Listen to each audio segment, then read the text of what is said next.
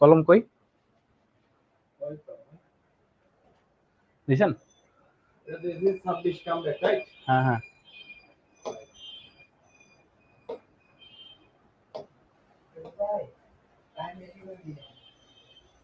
হলে বলিয়েন।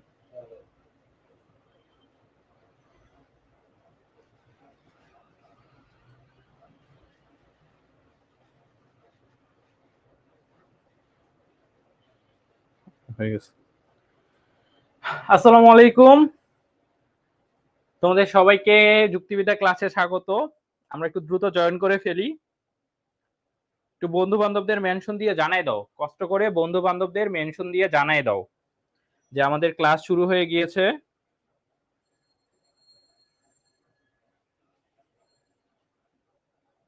ওকে, আশা করি তোমরা সবাই ভালো আছো। আমি আসলে ক্লাস শুরু করার আগে কিছু তোমাদের হচ্ছে সমস্যাগুলো নিব, যে আসলে কি সমস্যা ফেস করতেছো বা কিভাবে কি পড়তে লাগবে না, এগুলো বলার পরে তারপর আমি সবকিছু এক্সপ্লেন করব। তো তোমরা আগে একটু জয়েন করো। আচ্ছা, মাইয়া ইসলাম, ওয়ালাইকুম আসসালাম, একটু জয়েন করে ফেলো, এরপর আমরা আলোচনা করতেছি।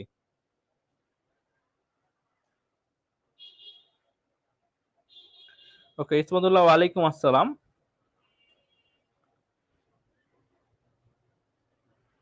আচ্ছা, আমি আগে একটু দিক নির্দেশনা দিয়ে দিব, এরপরে আমরা ক্লাস শুরু করব। ওকে, আচ্ছা দেখো তাহলে যেটা কথা, যে আমাদের এই সাবজেক্টটা যে আছে, এই সাবজেক্টটার নাম হচ্ছে যুক্তিবিদ্যা। বাংলায় যেটাকে বলা হচ্ছে কি, ইংরেজি যেটাকে বলে লজিক। আচ্ছা, জুবান, তারপর হচ্ছে সুমি, সবাইকে ওয়ালাইকুম আসসালাম। তো তুলনামূলক আমরা যদি আর্টস এর সাবজেক্টের কথা বলি, তো আর্টস এর সাবজেক্টের মধ্যে এই যুক্তিবিদ্যা সাবজেক্টটা হচ্ছে একটু মানে স্টুডেন্টরা কি মনে করে, কঠিন মনে করে আর কি এই সাবজেক্টটাকে। কারণ এখানে আসলে বুঝার জিনিস আছে, এটা পুরোটাই হচ্ছে বুঝার একটা সাবজেক্ট। তো বাকি যে সাবজেক্টগুলো যদি আমি ধরি, পরিণীতির কথা বলি, ইতিহাসের কথা বলি, তারপর ইসলামের ইতিহাসের কথা বলি, তো এই সাবজেক্টগুলো কি, এই সাবজেক্টগুলো হচ্ছে তোমার কি মোটামুটি মুখস্থ করা যায় আর কি, ধরো মুখস্থ টাইপের এমন। বাট এই যে তোমার অর্থনীতির কথা বলি বা যুক্তিবিদ্যার কথা বলি, এই সাবজেক্টগুলো কিন্তু বুঝার বিষয়, সাবজেক্টগুলো কি বুঝার বিষয়। ওকে, তো আমরা এখন কি করব, আসলে যুক্তিবিদ্যা কিভাবে কি পড়তে লাগবে। ফার্স্ট অফ অল তোমাদের কাছ থেকে আমি যে কমেন্টটা সব থেকে বেশি পেয়েছি সেটা হচ্ছে যে ভাইয়া আমাদের তো টেস্ট পরীক্ষা, টেস্ট অনেকের হচ্ছে, টেস্ট বলতে মনে হয় মোস্ট প্রবাবলি প্রি টেস্ট পরীক্ষা আর কি, টেস্ট বা প্রি টেস্ট যাই হোক, যেই পরীক্ষায় হোক। তো তোমরা তো অলরেডি সেকেন্ড ইয়ারে উঠে গেছো, তো সেজন্য তোমরা আমাকে কি বলছো, তোমরা আমাকে বলছো যে ভাইয়া আপনি দ্বিতীয় পত্র পড়ান, কি দ্বিতীয় পত্র পড়ানোর কথা বলছো, তাই তো নাকি? এত বড় কেন? ওকে, দ্বিতীয় পত্র পড়ানোর কথা বলছো আমাকে। তো আমরা দেখো, আমি তোমাদের একটা কথা বলি, যুক্তিবিদ্যার ক্ষেত্রে একটা অধ্যায় আরেকটা অধ্যায়ের সাথে কানেক্টেড। কি একটা অধ্যায় আরেকটা অধ্যায়ের সাথে কানেক্টেড? যেমন তোমার উদাহরণ দিই, আমাদের যদি প্রথম পত্রে যে চতুর্থ অধ্যায় আছে, এর নাম হচ্ছে বিধেয়ক। কি বিধেয়ক? এই চতুর্থ অধ্যায় যদি তুমি না বুঝো বা আগে না পড়ো, তাহলে দ্বিতীয় পত্রের প্রথম অধ্যায়, যেটার নাম হচ্ছে যৌক্তিক সংজ্ঞা, এই প্রথম অধ্যায়টা তুমি কি প্রথম অধ্যায়টা তুমি কিছু বুঝবা না, কারণ এটা বিধেয়কের সাথে রিলেটেড। এখানে অনেক কিছু ব্যাপার আছে যে জিনিসগুলো আমার চতুর্থ অধ্যায়ে পড়ে তারপর আমারে কি করতে লাগবে, তারপর আমারে এই প্রথম অধ্যায়টা পড়তে লাগবে। এর পাশাপাশি অন্যান্য যে অধ্যায়গুলো আছে সেই অধ্যায়গুলো একটা আরেকটার সাথে কানেক্টেড। তো এই ক্ষেত্রে আমারে কি করতে লাগবে, এই ক্ষেত্রে হচ্ছে আমাকে আমার বেসিক আগে ক্লিয়ার করতে লাগবে। প্রত্যেকটা সাবজেক্টেরই বেসিক থাকে, তেমনি যুক্তিবিদ্যারও কি আছে, যুক্তিবিদ্যারও বেসিক আছে। তো যুক্তিবিদ্যার যে বেসিক চ্যাপ্টার গুলো আছে তার মধ্যে হচ্ছে তোমার প্রথম পত্রে যে তৃতীয় অধ্যায়, এটা হচ্ছে একটা বেসিক চ্যাপ্টার। প্রথম পত্রের চতুর্থ অধ্যায় হচ্ছে একটা বেসিক চ্যাপ্টার। প্রথম পত্রের পঞ্চম অধ্যায় হচ্ছে একটা বেসিক চ্যাপ্টার মূলত। আবার আছে এদিক ষষ্ঠ অধ্যায়ও আছে তোমার, ওইটা আপাতত লাগবে না। বাট আমরা যদি 3, 4, 5 অধ্যায় পড়ি, তাহলে মোটামুটি যুক্তিবিদ্যার বেসিক সম্পর্কে আমাদের একটা ধারণা হবে। তো এরই ধারাবাহিকতায় আমি হচ্ছে রেকর্ডিং দেওয়া শুরু করছিলাম। তো সেখানে অলরেডি আমি তোমাদের প্রথম পত্রের চতুর্থ অধ্যায় আর পঞ্চম অধ্যায়, এই দুইটা অধ্যায়ে রেকর্ডিং দিয়েছি। তো তোমরা আমাকে একটু আগে কনফার্ম করো, তোমরা কি এই দুইটা অধ্যায়ে রেকর্ডিং কমপ্লিট করে ফেলছো? তোমরা কি 4 অধ্যায় আর 5 অধ্যায়ে রেকর্ডিং কমপ্লিট করছো? এটা আমাকে একটু জানাও।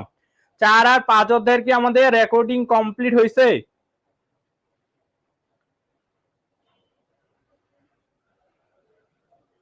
একটু কমেন্ট করে জানাও আমাদের কি এই যে 4 আর 5 অধ্যায়ে তোমাদের আমি রেকর্ডিং দিছি?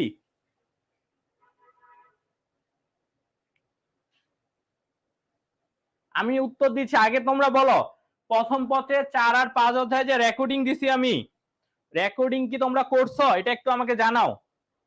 4 আর 5 অধ্যায় এই দুইটা রেকর্ডিং করা কমপ্লিট? কমেন্ট দেখতে পাচ্ছি না। আচ্ছা, মারিয়া ইসলাম বলছে হ্যাঁ করছে। আচ্ছা, সুমি বলছে করেনি, কিন্তু সে বলছে 4-5 পারে। আচ্ছা, হ্যাঁ বলছে অনেকে, ঠিক আছে। এখন আমি তোমাদের বলি, এখন আমরা কি করব, আজকে আমরা থার্ড চ্যাপ্টারটা পড়বো, এই অধ্যায়টা পড়বো, তৃতীয় অধ্যায় যুক্তির উপাদান। এই অধ্যায়টা পড়ার পরে আমরা হচ্ছে তোমার দ্বিতীয় পত্রে চলে যাব। কারণ তোমরা আমাকে বলছো যে ভাইয়া আমাদের মূলত দ্বিতীয় পত্র থেকে এখন পরীক্ষাগুলো হচ্ছে, তো আমরা কি করব, আমরা হচ্ছে এই দ্বিতীয় পত্রটা আগে শেষ করব। এইটা মানে ফার্স্ট পেপারের কয়টা অধ্যায় পড়বো আমরা? 4-5 অলরেডি হয়ে গেছে আমাদের, আজকে 3 নাম্বার পড়বো, তার মানে 8টা অধ্যায় থেকে আমাদের 3টা হয়ে গেল। আমাদের আর কয়টা লাগবে? আমাদের লাগবে আর 5টা অধ্যায় বাকি থাকবে। এগুলো আমরা সেকেন্ড পেপারটা শেষ করি, তারপর হচ্ছে পড়বো। এইটা আজকে পড়ানোর পরে আমরা কি দ্বিতীয় পত্রের হচ্ছে কি চলে যাব, যেহেতু তোমরা দ্বিতীয় পত্রের কথা বলছো। তো যুক্তিবিদ্যার ক্ষেত্রে প্রথম পত্রে 2টা অধ্যায় হচ্ছে বেসিক চ্যাপ্টার প্লাস সব থেকে বড় চ্যাপ্টার, তার মধ্যে একটা হচ্ছে তৃতীয় অধ্যায়, সেটা হচ্ছে কি যুক্তির উপাদান। এটা হচ্ছে তোমার এই যে চ্যাপ্টারটা আছে, এই চ্যাপ্টারটা হচ্ছে তোমার সব থেকে বড় অধ্যায়। এটা মোটামুটি এখানে আমার দেখবা যে 70 পেজ আছে। তো আমি তোমাদের এটা অলরেডি পিডিএফ দিয়ে দিয়েছি, আমি তোমাদের দেখতেও বলছি। তো আমরা এখন এইগুলো দেখি, সবকিছু হচ্ছে তোমার সবকিছু আমরা পড়বো। এখন আমাকে বলো, আমরা যে 4 আর 5 অধ্যায় পড়ছি, এই 4 আর 5 অধ্যায় তোমার নিয়ে কোনো সমস্যা আছে কিনা? 4 আর 5 নিয়ে কোনো সমস্যা আছে? কোনো জায়গায় বুঝতে পারোনি বা বুঝতে সমস্যা হয়েছে, এটা একটু জানাও। 4 আর 5 নিয়ে কোনো সমস্যা হয়েছে কি হয়নি? যারা যারা ক্লাস করছিলা, আশা করি 4-5 নিয়ে কোনো সমস্যা হয়নি। তো চলো আমরা এখন একটু থার্ড চ্যাপ্টারটা পড়ি। তো থার্ড চ্যাপ্টারটা পড়তে আমি বলে রাখি, 4 অধ্যায় ওয়েবসাইটে আছে, ওয়েবসাইটে সব দেওয়া আছে। এই অধ্যায়টা পড়তে 2+ ঘন্টা সময় লাগবে। এটা অধ্যায় আমার পড়ানোর, যারা আমার ক্লাসগুলো করছো রেকর্ড ক্লাস, তারা দেখছো যে আমি একদম ডিটেলসে পড়াই। তো এই অধ্যায়টা করতে 2 ঘন্টা প্লাস সময় লাগবে। তো তোমরা কি করবা, তোমরা হচ্ছে ধৈর্য সহকারে পড়বা। কে বললো 4-5 অধ্যায় নাই? 4-5 2টা অধ্যায় আমাদের নতুন ওয়েবসাইটে আপলোড করা আছে। আমাদের নতুন ওয়েবসাইটে 4-5 2টা অধ্যায় আপলোড করা আছে, তোমরা একটু চেক করে নিও। ওকে, তাহলে চলো আমাদের যে থার্ড চ্যাপ্টার, সেটা হচ্ছে কি, সেটা হচ্ছে তোমার যুক্তির উপাদান। তো আগে অধ্যায় পড়ার আগে আমাদের কোন জিনিসগুলো পড়তে লাগবে, এই জিনিসগুলো আমি এখানে 3 স্টার দিয়ে বা 1 স্টার, যেটা বেশি গুরুত্বপূর্ণ সেটা 3 স্টার, যেটা কম গুরুত্বপূর্ণ এটা 1 স্টার, এমন করে দেওয়া আছে আর কি। তো আমাদের ফার্স্টেই হচ্ছে যেটা পড়তে লাগবে যে যুক্তির উপাদান। আসলে আমরা যে যুক্তি প্রদান করি, অধ্যায়টার নাম দেখো যুক্তির উপাদান। আমরা যে ধরো একটা যে বাক্য লেখি, অর্থাৎ কি যুক্তি বাক্য যে লেখি, মূলত ওগুলোকে যুক্তি বলে আসলে। তো এই যে যুক্তি বাক্যগুলো লেখি, সেগুলোর তো অবশ্যই আমি ধরো একটা যখন কোনো কিছু তৈরি করব, ধরো আমি পায়েস তৈরি করতে চাই, তো পায়েস তৈরি করতে গেলে আমার কি উপাদান লাগবে না? লাগবে। তো আমার কি লাগবে? আমার আসলে উপাদান লাগবে। তো তেমনি ভাবে আমার একটা যুক্তি তৈরি করতে গেলে আমার কিছু হচ্ছে কি উপাদান লাগবে। তো তার মধ্যে দেখো একটা পার্ট হচ্ছে শব্দ। তো যুক্তির উপাদানের ক্ষেত্রে একটা উপাদান হচ্ছে তোমার কি শব্দ। তো আমরা শব্দ নিয়ে পড়বো, তারপর কি শব্দের শ্রেণী বিভাগ নিয়ে পড়বো। অর্থাৎ যে শব্দটা আছে, এই শব্দটা হচ্ছে 3 প্রকার। কত প্রকার? 3 প্রকার, সেটা আমরা জানবো। এরপর আমরা শব্দ আর পদ নিয়ে জানবো। পদ পদ বলতে আবার ওই যে এটাকে আবার সেকেন্ড পেপারের সাথে গুলাই ফেলিও না, যে পদ যে হচ্ছে তোমার পদ প্রকরণ আর কি, পদ যে 5 প্রকার সেটার সাথে আবার গুলাই ফেলিও না। এটা পদ হচ্ছে আলাদা, আমরা দেখবো আসলে পদেরও মিল আছে, এদের মধ্যে পার্থক্য। তারপর সব থেকে গুরুত্বপূর্ণ জিনিস হচ্ছে যে ব্যক্তার্থ আর জাপ্তার্থ। সব থেকে গুরুত্বপূর্ণ কি? ব্যক্তার্থ আর হচ্ছে কি জাপ্তার্থ, এটা পড়বো। তারপর এদের মধ্যেকার সম্পর্ক বা হ্রাসবৃদ্ধির নিয়ম সীমাবদ্ধতা পড়বো। এরপর পদের যে প্রকারভেদ গুলো আছে, পদের বিভিন্ন প্রকারভেদ আমরা দেখবো, সেই প্রকারভেদ গুলো এখানে পড়বো। তারপর হচ্ছে যুক্তি বাক্য জিনিসটা আসলে কি, সেটা নিয়ে পড়বো, সেটার গঠন নিয়ে পড়বো। তারপর অবধারণ জিনিসটা আসলে কি, বা বাক্য যুক্তি বাক্যের মধ্যে পার্থক্যটা আসলে কি, তারপর অবধারণ আর যুক্তি বাক্যের মধ্যে পার্থক্য কি, এই জিনিসগুলো পড়বো। এরপর পড়বো যে যুক্তি বাক্যের শ্রেণী বিভাগ, বিভিন্ন শ্রেণী বিভাগ আছে যুক্তি বাক্যের, তার মধ্যে কোনগুলো গুরুত্বপূর্ণ আমি দিয়ে দিয়েছি। এর মধ্যে আরেকটা গুরুত্বপূর্ণ পার্ট হচ্ছে যে আমরা মূলত যে যুক্তি বাক্য পড়বো, এই যুক্তি বাক্য হচ্ছে যুক্তিবিদ্যার ক্ষেত্রে চারটা। কয়টা? চারটা। একটা হচ্ছে এ যুক্তি বাক্য, একটা হচ্ছে ই যুক্তি বাক্য, একটা হচ্ছে আই যুক্তি বাক্য, আর একটা হচ্ছে ও যুক্তি বাক্য। তো ওদের ব্যাপ্যতা নিয়ে পড়বো, ব্যাপ্যতা জিনিসটা কি এটা আমরা জানবো। ওকে, তো আমাদের এই জিনিসগুলো হচ্ছে পড়তে লাগবে, একটা এখানে মোটামুটি একটা আউটলাইন দেওয়া আছে। আচ্ছা, এরপরে চলো, এরপরে আমাদের একটা সেগমেন্ট হচ্ছে যে জিনিসটা তোমাকে পড়তে লাগবে, অর্থাৎ যেটা থেকে প্রশ্ন আসার সম্ভাবনা বেশি, মিস যাবে না এমন। তো একটা হচ্ছে ব্যক্তার্থ জাপ্তার্থ, আর একটা হচ্ছে ব্যক্তার্থ জাপ্তার্থের সম্পর্ক বা রাজনীতির নিয়ম, সীমাবদ্ধতা, আর আরেকটা হচ্ছে গুণ ও পরিমাণ অনুসারে যুক্তি বাক্যের শ্রেণী বিভাগ, আর একটা হচ্ছে পদের ব্যাপ্যতা। এই জিনিসগুলো আমাদের পড়তে লাগবে। তো আমাদের এটা গেল, আমরা এখন চলো মূল আলোচনায় চলে যাই। মূল আলোচনায় আমরা চলে যাই। ওকে, আমরা ফার্স্টে পড়বো হচ্ছে কি, পদ জিনিসটা আসলে কি। কি পড়বো? পদ জিনিসটা আসলে কি। তো বলছে যে ইংরেজি টার্ম শব্দের বাংলা প্রতিশব্দ হচ্ছে পদ। কি টার্ম শব্দের বাংলা প্রতিশব্দ কি? বাংলা প্রতিশব্দ হচ্ছে পদ, যেটা ল্যাটিন শব্দ কি, ল্যাটিন শব্দ টার্মিনাস থেকে এসেছে। এই এমসিকিউর জন্য আমার এখানে যা যা আছে এগুলো এমসিকিউর জন্য অনেক বেশি গুরুত্বপূর্ণ, বুঝছো? এগুলো কি এমসিকিউর জন্য অনেক বেশি গুরুত্বপূর্ণ। তো আমাদের কি করতে লাগে, আমাদের এই জিনিসগুলো মাথায় রাখতে লাগবে। আমি কিন্তু এখানে যা ইনফরমেশন দিছি প্রত্যেকটা ইনফরমেশনে হচ্ছে পরীক্ষার জন্য অনেক বেশি গুরুত্বপূর্ণ। তার মানে ইংরেজি একটা টার্ম আছে, এটা হচ্ছে পদের ইংরেজি, এটার বাংলা প্রতিশব্দ হচ্ছে কি পদ টার্মের। এটা ল্যাটিন শব্দ, কোন শব্দ? ল্যাটিন শব্দ টার্মিনাস থেকে আসছে। আর এই টার্মিনাস শব্দের অর্থ হচ্ছে কি প্রান্ত, শেষ বা হচ্ছে কি সীমান্ত। আচ্ছা, এখন একটা জিনিস দেখো, এই যে পদ যে আছে, এই পদের হচ্ছে অর্থ আসলে কেন প্রান্ত, শেষ বা সীমান্ত বললো?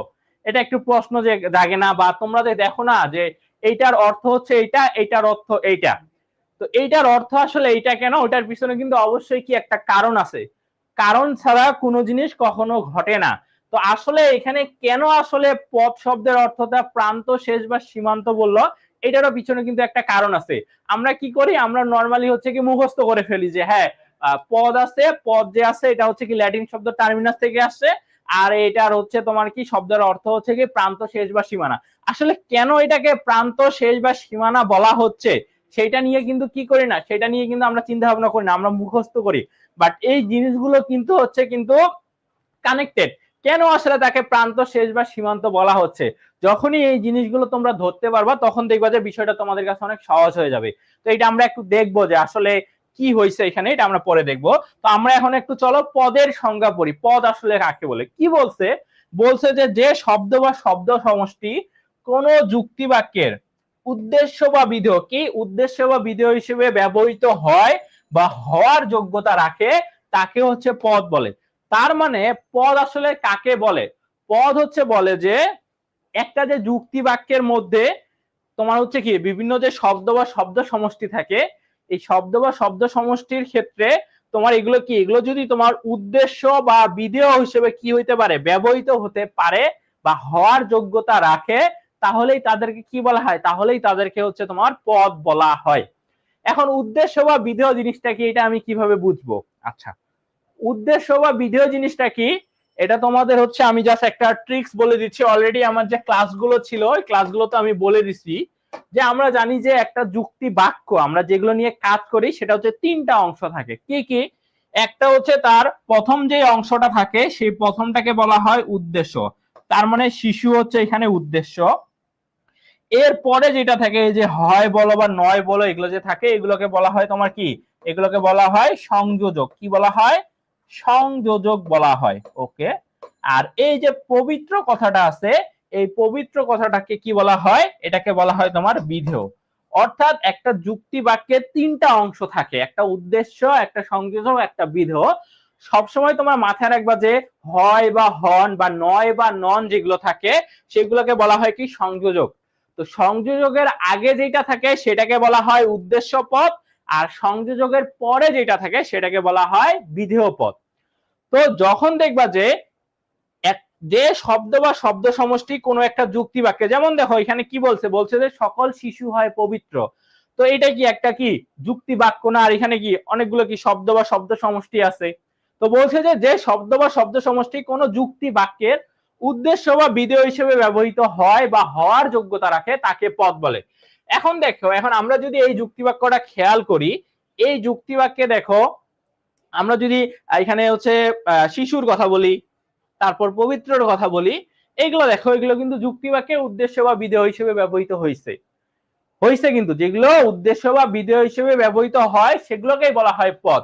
তার মানে শিশু হচ্ছে কি, শিশু হচ্ছে আমার এখানে একটা পদ, তারপর পবিত্র কি, পবিত্র হচ্ছে একটা পদ। কেন এগুলোকে আমি পদ বলতেছি?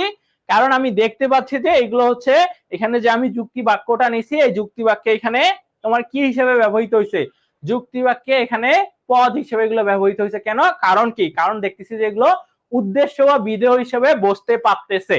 ওকে, এটাই হচ্ছে তোমার কি পদ। তো এখন আমি যে একটু আগে বললাম যে পদ যদি কথাটা বলি যে কি টার্মিনাস থেকে হচ্ছে যার অর্থ প্রান্ত, শেষ বা সীমান্ত। প্রান্ত, শেষ বা সীমান্ত, এই জিনিসটা তো তোমরা আশা করো বুঝি, তাই না? তো এই যে দেখো কেন আসলে পদের অর্থ বলতেছে প্রান্ত, শেষ বা সীমান্ত, আমরা যদি খেয়াল করি দেখো এইখানে যে এটাকে যে আমি পদ বলতেছি কেন, কারণ এটা বিধেয় হিসেবে ব্যবহৃত হয়েছে। তো এইটা দেখো তো এই যুক্তি বাক্যের ক্ষেত্রে এটা সবার শেষের দিকে আসে না, মানে সীমান্ত শেষের দিকে আসে না, বা প্রান্তর কথাও যদি বলি বা সীমান্ত মানে একদম শেষের দিকে যেটা আছে। আবার এই পাশে যদি ধরি আমি সকল শিশু, এটাও কিন্তু এটাও একটা কি প্রান্তের মধ্যে আসে না, বাকি এটাও তো একটা প্রান্ত, তাই না? এইটা দেখো পবিত্রটা আছে শেষের দিকে, আবার এখানে দেখো এটাও কিন্তু এই পাশে কিন্তু এটাও কিন্তু শেষের দিকে আছে। আমি যদি এটা এই পাশে ধরি, আমি যদি এটা এই পাশে ধরি, এটাও কিন্তু কি আছে শেষের দিকে আছে। আবার এটাও দেখো শেষের দিকে আছে। এই যে পদগুলো যে আছে, এটার অর্থ কেন আসলে প্রান্ত, শেষ বা সীমান্ত বলছে বুঝতে পারছো? কারণ কি, কারণ এগুলো প্রান্তের দিকে থাকে, মানে শেষের দিকে থাকে।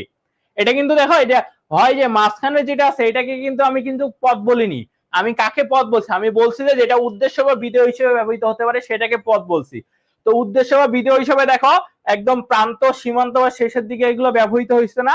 এই কারণে আসলে টার্মিনাস শব্দের অর্থ হচ্ছে পদ যে আছে, এই পদ শব্দের অর্থ হচ্ছে তোমার প্রান্ত, শেষ বা সীমান্ত। এখন বলো বুঝছো কি বুঝনি? এইটুকু বুঝছো কি বুঝনি জানাও, দ্রুত জানাও। এটুকু ক্লিয়ার? ক্লিয়ার হলে আমরা এর পরে চলে যাব।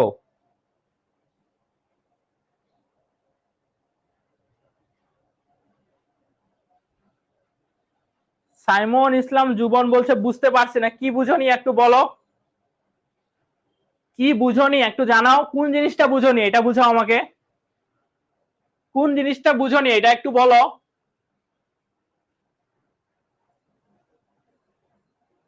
দ্রুত বলতে হবে, বারবার বলতেছি অধ্যায়টা অনেক বড়, অধ্যায়টা অনেক বড়।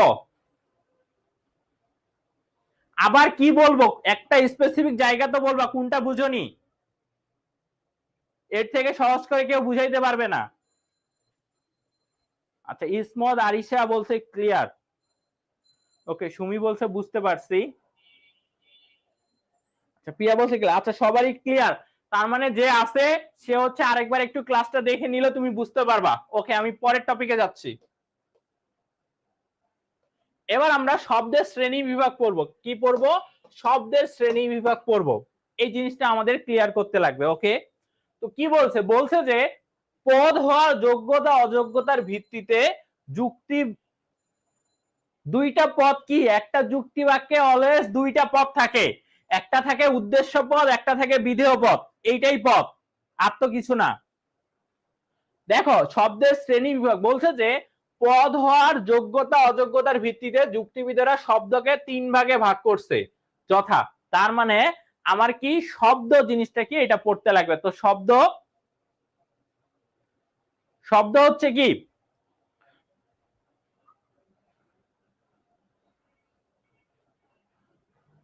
শব্দ হচ্ছে কি দেখো, শব্দ হচ্ছে আমার তিন প্রকার। শব্দ কত প্রকার? শব্দ হচ্ছে আমার তিন প্রকার। কি কি? একটা হচ্ছে পদযোগ্য শব্দ, একটা হচ্ছে সহপদযোগ্য শব্দ, আর একটা হচ্ছে পদ নিরপেক্ষ শব্দ। কি কি? একটা হচ্ছে পদযোগ্য শব্দ, একটা হচ্ছে সহপদযোগ্য শব্দ, আর একটা হচ্ছে পদ নিরপেক্ষ শব্দ। ওকে, তার মানে কি পাইলাম আমি পাইলাম যে আমার পদ যে আছে পদ হচ্ছে তোমার দুই প্রকার। কত প্রকার? সরি, পদ যে আছে পদ দুই প্রকার, ঠিক আছে। বাট কি, বাট এই যে পদ হওয়ার যে যোগ্যতা অযোগ্যতার ভিত্তিতে যে যুক্তিবিদরা শব্দকে কয় ভাগে ভাগ করছে? 3 ভাগে ভাগ করছে। তো কথার মধ্যেই কিন্তু দেখবা যে আমি এখন দেখাচ্ছি তোমাদের, যেগুলো আমরা এখন ডিটেলসে পড়বো। তার মানে শব্দ কয় প্রকার পাইলাম? আমরা 3 প্রকার পাইলাম। কি কি? একটা পদ যোগ্য শব্দ, একটা সহ পদ যোগ্য শব্দ, আর একটা হচ্ছে পদ নিরপেক্ষ শব্দ। তো এগুলো এখন আমরা একটু ডিটেলসে আলোচনা করব। দেখো, ফার্স্টে বলছে যে পদ যোগ্য শব্দ। ওকে, বলছে যে যে শব্দটা অন্য শব্দের সাহায্য ছাড়াই কোন যুক্তি বাক্যে উদ্দেশ্য বা বিধেয়, কি উদ্দেশ্য বা বিধেয় হিসেবে ব্যবহৃত হয়, তাকে পদযোগ্য শব্দ বলে। আচ্ছা, এখন তোমরা একটা জিনিস খেয়াল করো, যুক্তিবিদ্যার সাথে অনেকগুলো ব্যাপার কানেক্টেড আছে। দেখো, নাম কি? দেখো, নাম হচ্ছে তার পদযোগ্য। দেখো, নামটা কি? পদযোগ্য শব্দ। তো আমরা পড়ে আসছি পদ মানে কি বলতো?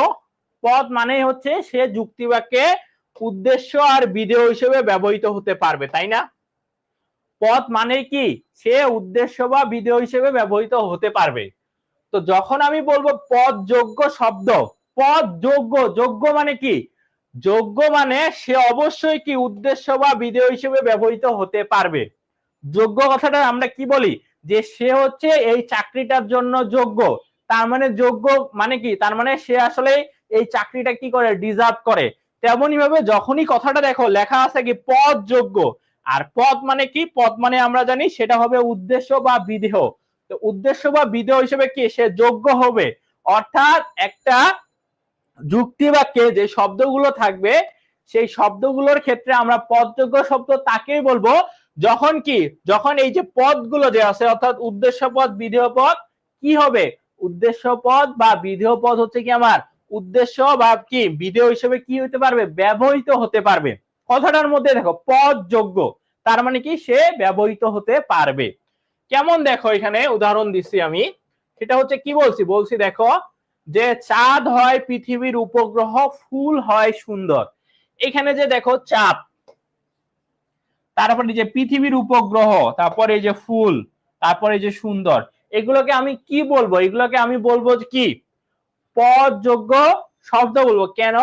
কারণ এগুলো কোনো শব্দের সাহায্য ছাড়াই দেখো স্বাধীনভাবে যুক্তিবাক্যের উদ্দেশ্য বা বিধেয় হিসেবে কি হয়েছে?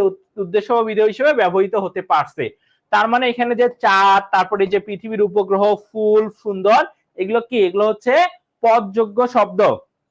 কেন? কারণ এগুলো হচ্ছে স্বাধীনভাবে বা অন্য কোনো শব্দের সাহায্য ছাড়াই তোমার কি যুক্তিবাক্যে উদ্দেশ্য বা বিধেয় হিসেবে ব্যবহৃত হতে পারছে। আশা করি এটা বুঝছো, পদযোগ্য শব্দ। ওকে, এরপরে দেখো বলছে যে সহ পদযোগ্য শব্দ। কথাটার মধ্যে খেয়াল করবা, সহ পদযোগ্য শব্দ অর্থাৎ সে তোমার কি হবে? সে পদযোগ্য হবে। অর্থাৎ যে শব্দগুলো আমি সেগুলোকে পদযোগ্য শব্দ বলবো, এখানেও পদযোগ্য বলবো, কারণ এখানেও উদ্দেশ্য বা বিধেয় হিসেবে ব্যবহৃত হতে পারবে।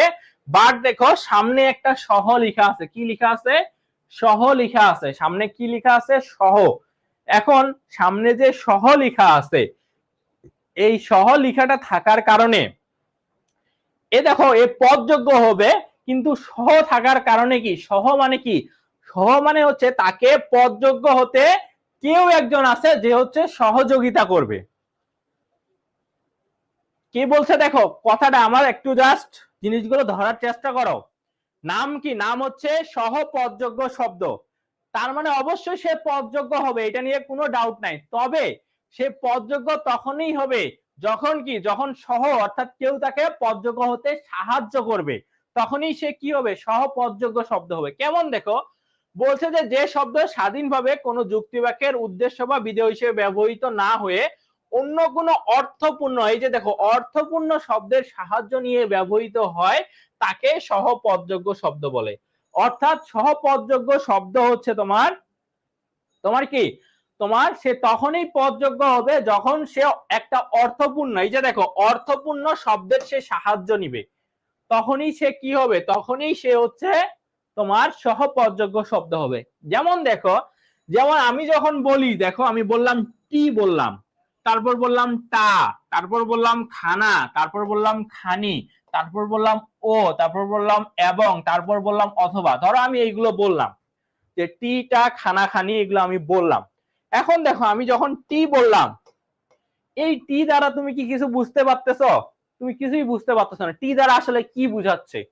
তারপর আমি যখন টা বললাম, এই টা দ্বারা তুমি কিছু বুঝতে পারতেছো না? বুঝতে পারতেছো না।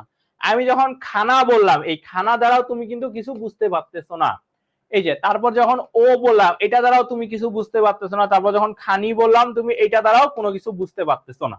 ওকে, এগুলো দ্বারা তুমি বুঝতে পারতেছো না। বাট যখনই এর সামনে একটা অর্থপূর্ণ শব্দ চলে আসবে, কি আসবে? অর্থপূর্ণ শব্দ চলে আসবে, তখন কিন্তু সে আবার কি হয়ে যাবে? সে পদযোগ্য হয়ে যাবে। যেমন আমি যদি টি এর আগে বলি এক, তার মানে কি? একটি। বা আমি এখানে এক না বলে আমি বললাম আমটি, কি বললাম? আমটি বললাম। আম, আম কি একটা কি অর্থপূর্ণ শব্দ না? এই যে অর্থপূর্ণ শব্দ। আম কি? আম হচ্ছে একটা অর্থপূর্ণ শব্দ। তো যখনই আমি বলবো আমটি, তারপর ধরো ওই যে এখানে যেটা আছে, তারপর তোমার ধরো খানার আগে আমি বললাম পুস্তক খানা, কি বললাম? পুস্তক খানা বললাম, পুস্তক খানা। তো খানা কিন্তু আগে দ্বারা কি বুঝেছে আমি বুঝিনি, বাট সামনে যখন আমি একটা কি অর্থপূর্ণ শব্দ যোগ করলাম, তখন কিন্তু আমি বুঝতে পারলাম। এখানে এই যে উদাহরণগুলো আছে, আমি একটু দেখাই তোমাদের। কি বলছি? ফার্স্টে বলছি যে কি বইটি হয় মজার। ফার্স্টে দেখো যখন শুধু টি লেখা আছে, তখন কিন্তু টি হয় মজার। তুমি কি কিছু বুঝতেছো? যখন তোমাকে বললো যে টি হয় মজার, তো এখানে কিন্তু তোমার কিন্তু এটা ক্লিয়ার না, এটা কিন্তু ক্লিয়ার না। যখন তুমি এর সামনে কি করবা? একটা অর্থপূর্ণ শব্দ এড করবা। যেমন এখানে বলছি কি বইটি, যখন তুমি বই, বই কি? বই একটা অর্থপূর্ণ শব্দ না? তখনই কি হয়ে যাবে? বই কি একটা অর্থপূর্ণ শব্দ যোগ করলেই কিন্তু দেখো তখন কি হয়ে যাবে বলতো? বইটি হয় মজার। তার মানে কি? তার মানে কিন্তু এটা অর্থপূর্ণ হয়ে যাচ্ছে তখন। বাট যখন টি অবস্থায় আছে শুধু, তখন কিন্তু এটা অর্থপূর্ণ হয় না। অর্থাৎ সহ মানে কি? সহ মানে কি? সামনে কারো সে সাহায্য নিবে, একটা অর্থপূর্ণ শব্দের সাহায্য নিবে। সেটাকেই বলা হয় কি? সেটাকেই বলা হয় তোমার সহপদযোগ্য শব্দ। কি বলে? সহপদযোগ্য শব্দ। এটা বই প্লাস টি হয় মজার, এটা এমন। এরপর বলছে আমটা হয় মিষ্টি। এই যে টা আছে, এই টা এর আগে যখন তুমি আম যোগ করে দিবা, তখনই কি এটা আমরা বুঝতে পারবা। তারপর দেখো বলছে খানা হয় যুক্তিবিদ্যা সংক্রান্ত। তোমাকে যদি এইভাবে বলে খানা হয় যুক্তিবিদ্যা সংক্রান্ত, তুমি কি কিছু বুঝবা? বুঝবা না। কিন্তু যখনই এর আগে একটা অর্থপূর্ণ শব্দ অ্যাড করে দিবে, যেমন পুস্তক, তারপর কি খানা, পুস্তক খানা হয় যুক্তিবিদ্যা সংক্রান্ত, তখনই কি হয়ে যাবে? সে অর্থপূর্ণ হয়ে যাবে। তারপর যখন বলছে খানি হয় উর্বর, কি? খানি হয় উর্বর, এটা কি তুমি বুঝলা? কিছু? কিছুই বুঝলা না। বাট যখন এর আগে একটা অর্থপূর্ণ শব্দ জমি যুক্ত করে দিল, যেমন জমি খানি হয় উর্বর, তখন কিন্তু তুমি এটা কিন্তু বুঝতে পারবা। তারপর দেখো এই যে সক্রেটিস ও প্লেটো হন গুরু এবং শিষ্য, এটা। তারপর রাসেল অথবা রবীন্দ্রনাথ হন যুক্তিবিদ।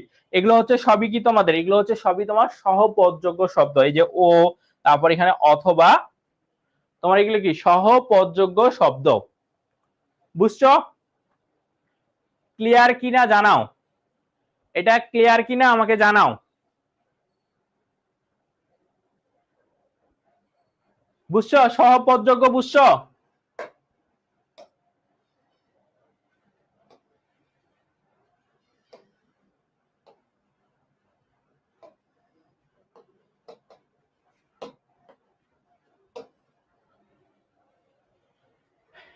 এবার দেখো নামটা, দেখো নাম দেখবা, নাম দেখবা। এর নাম হচ্ছে পদ নিরপেক্ষ। কি? পদ নিরপেক্ষ।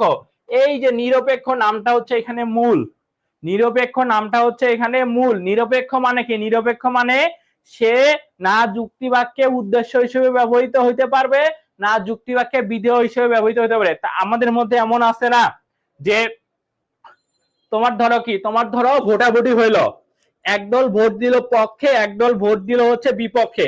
আর কিছু আছে না যারা একদম নিউট্রাল থাকে, তারা পক্ষেও যাবে না, তারা আবার বিপক্ষেও যাবে না। তো এটাও হচ্ছে এমন। নিরপেক্ষ মানে কি? নিরপেক্ষ মানে সে ব্যবহৃত হবে না। কি হিসাবে? তোমার বলছে যে সে হচ্ছে স্বাধীনভাবে বা অন্য কোনো শব্দের সাহায্য নিয়ে কোনো যুক্তিবাক্যের উদ্দেশ্য বা বিধেয় হিসেবে ব্যবহৃত হতে পারে না।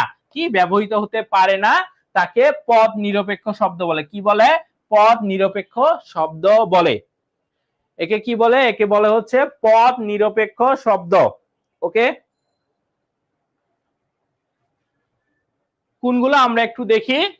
আমরা হচ্ছে দেখি যে এই যে ছি, তারপর হচ্ছে কি ছি, তারপর বলি না মরি মরি, হাই হাই, তারপর হচ্ছে কি আহা, তারপর হচ্ছে উ, মারহাবা ইত্যাদি। এগুলো হচ্ছে তোমার কি পদ নিরপেক্ষ শব্দ। কারণ কি? কারণ এগুলো আমার কি হইতে পারে না, এগুলো আমার একটা বাক্যে বা একটা যুক্তি বাক্যে উদ্দেশ্য বা বিধেয় হিসেবে ব্যবহৃত হতে পারে না, এগুলো তুমি ব্যবহৃত করতে পারবা না। ওকে, এগুলো হচ্ছে পদ নিরপেক্ষ শব্দ। কথাটা বুঝছো কি বলছে? বলছে যে পদ নিরপেক্ষ শব্দগুলো হচ্ছে আমার না সেটা স্বাধীনভাবে ব্যবহৃত হতে পারবে, বা সেটা হচ্ছে কি অন্য কোনো শব্দের সাহায্য নিয়ে সে হচ্ছে কি উদ্দেশ্য বা বিধেয় হিসেবে ব্যবহৃত হতে পারবে না। সেটাই হচ্ছে কি, সেটাই হচ্ছে তোমার পদ নিরপেক্ষ শব্দ। যেমন এই জিনিসগুলো একটু দেখে নিবা, যে ছি ছি, মরি মরি, তারপর হচ্ছে হাই হাই, আহা উ, মারহাবা ইত্যাদি। ওকে ওকে, এখন তোমাদের এইটুকু ক্লিয়ার কিনা জানো? এখন আমরা একটা অনুধাবনমূলক প্রশ্ন পড়ব, যেটা পরীক্ষায় আসার সম্ভাবনা অনেক বেশি। অনুধাবনমূলক।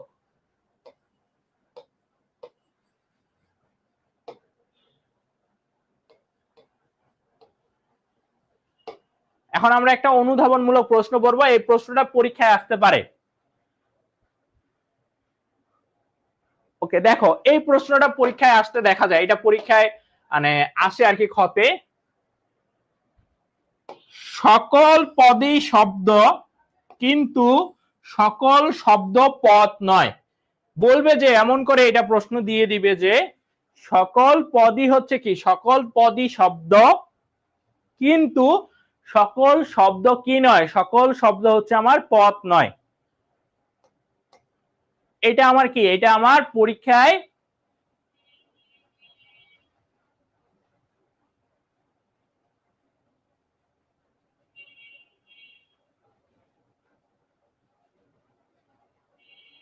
এটা কি, এটা হচ্ছে আমার পরীক্ষায় আসার মতো একটা প্রশ্ন। তো এখন এটা আসলে তোমরা উত্তর করবা কি, কিভাবে উত্তর করবা? তোমরা আগে বলবা যে আমরা জানি যে শব্দ হচ্ছে কত প্রকার, শব্দ হচ্ছে তোমার 3 প্রকার, তাই না? কি কি বলতো? একটা হচ্ছে পদযোগ্য, একটা হচ্ছে সহপদযোগ্য, আর একটা হচ্ছে কি পদ নিরপেক্ষ।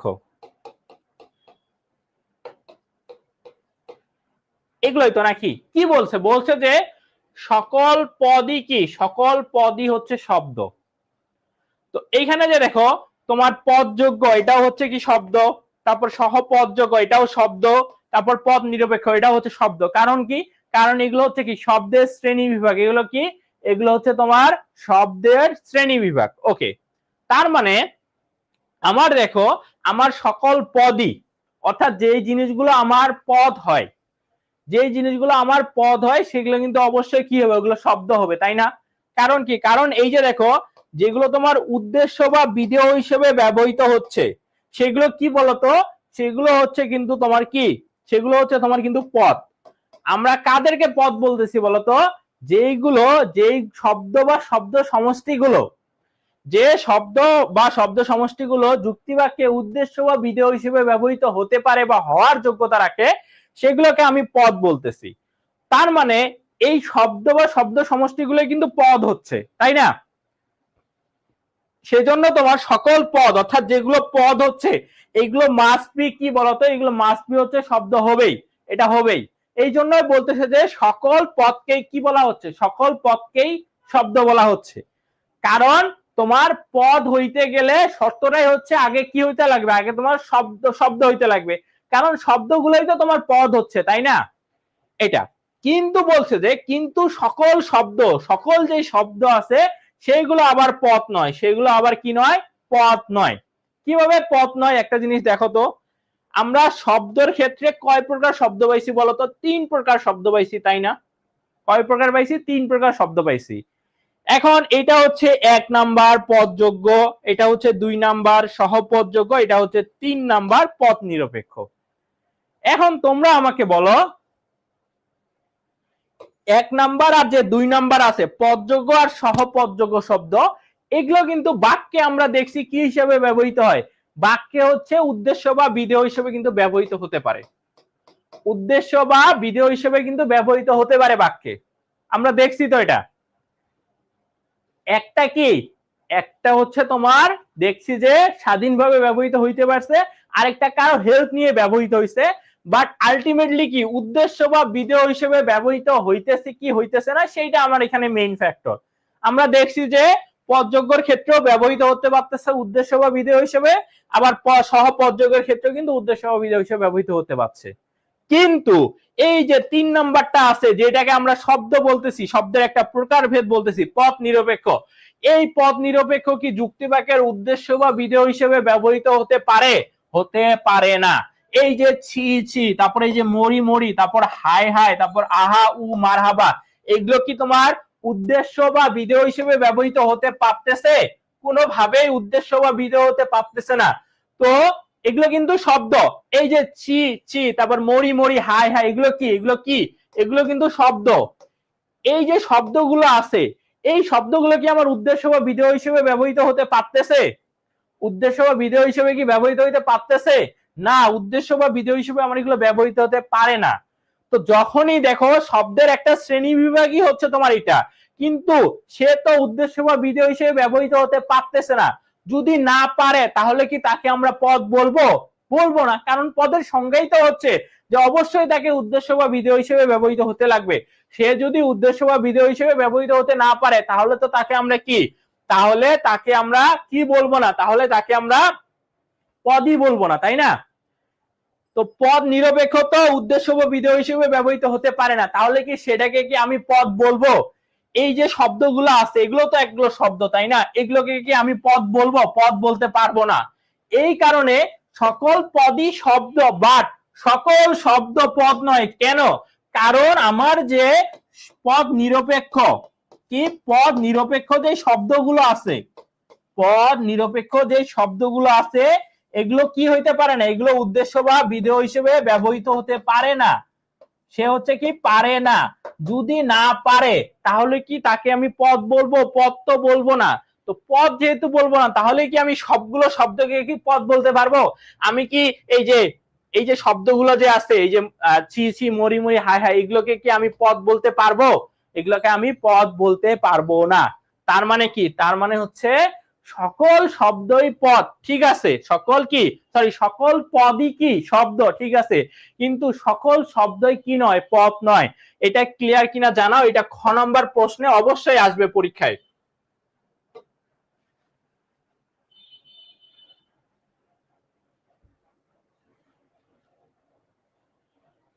এটা খ নম্বর প্রশ্নে অবশ্যই আসবে পরীক্ষায়, কোনো না কোনো দেখবা স্কুলের সরি কলেজের পরীক্ষায় তো আসবেই, তোমার হচ্ছে কিসে আসবে, তোমার হচ্ছে বোর্ডের পরীক্ষায় আসবে। এখন এটা ক্লিয়ার কিনা একটু জানাও, ক্লিয়ার কিনা একটু জানাও, দ্রুত একটু কমেন্ট করিও। এই অধ্যায়টা পুরোটাই বেসিক, এটা বুঝতে লাগবে, বুঝছো? এটা পুরোটাই বেসিক চ্যাপ্টার, এটা বুঝতে লাগবে।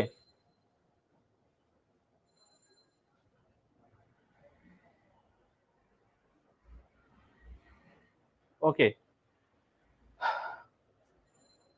আচ্ছা যা বুঝাইলাম সেগুলো কি সব বোঝা যাচ্ছে? আমাকে একটু জানাবা, যা বুঝাচ্ছি সেগুলো কি বোঝা যাচ্ছে?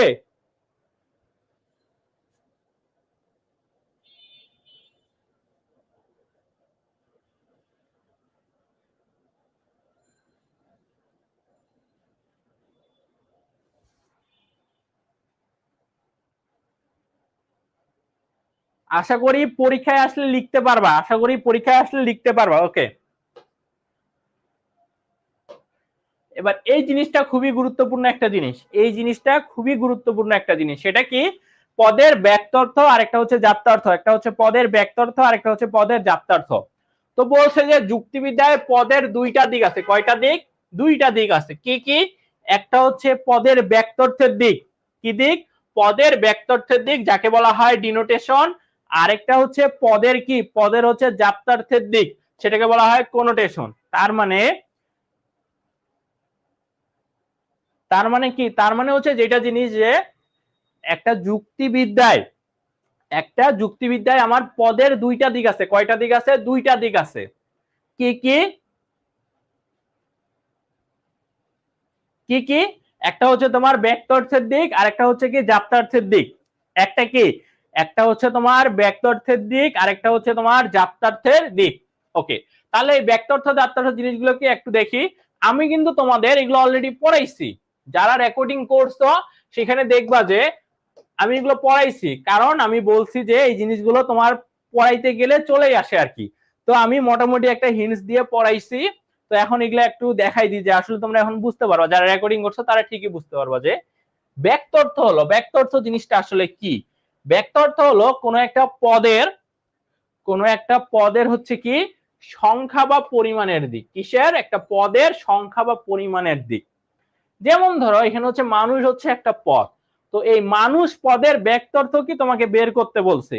তো মানুষ বলতে যখন তোমার বলবে যে মানুষ পদের ব্যক্তার্থ কি তোমাকে বের করতে বলবে, তখন তুমি দেখলা যে ব্যক্তার্থ হচ্ছে একটা পদের, অর্থাৎ মানুষ পদের সংখ্যা বা পরিমাণের দিক। অর্থাৎ এই দুনিয়াতে মানুষের সংখ্যা কত, সেটাই হচ্ছে মানুষের ব্যক্তার্থ, তাই না? তো তখন কি দেখবা, তখন তুমি হচ্ছে হিসাব করবা যে অতীতকালে কতগুলো মানুষ ছিল সেটার সংখ্যা, বর্তমান কালে কতগুলো মানুষ আছে সেটার সংখ্যা, আর ভবিষ্যতে কতগুলো মানুষ আসবে সেইটার সংখ্যা। তিনটা সংখ্যায় যোগ করে এরপর তুমি বলতে পারবা যে ভবিষ্যতে যাই হোক বলতে পারবা যে এটাই হচ্ছে কি মানুষের ব্যক্তার্থ। তো এখন দেখো, এখন আমরা যে তোমার ধরো মানুষের যে একটা যে সংখ্যার কথা বলি, এমন আছে না, বলে না যে মানুষের সংখ্যা হচ্ছে কত? 700 কোটি। কত? 700 কোটি। এই পৃথিবীতে মানুষের সংখ্যা কত? 700 কোটি। এটা কিন্তু এই যে দেখো অতীতকাল বলো বা বর্তমান কাল বলো আর হচ্ছে ভবিষ্যৎকাল, তিনটাই কিন্তু মিলিত হবে একটা কিন্তু সংখ্যা, কত? 700 কোটি। তো এই 700 কোটি দ্বারা আসলে কাকে বোঝায় বলতো? এই 700 কোটি দ্বারা অতীতকাল, বর্তমান কাল আর ভবিষ্যৎকালে যতগুলো মানুষ আছে অর্থাৎ সকল মানুষকে বুঝাচ্ছে না? এটাই তো সংখ্যা না?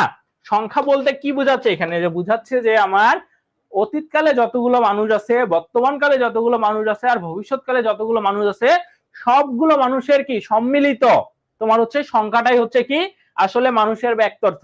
তো সবগুলো মানে কি সকল সকল মানুষকেই তো তুমি এখানে নিয়ে আসছো, তুমি তো এমন না যে কয়েকটা মানুষকে বাদ দিছো, তাই না?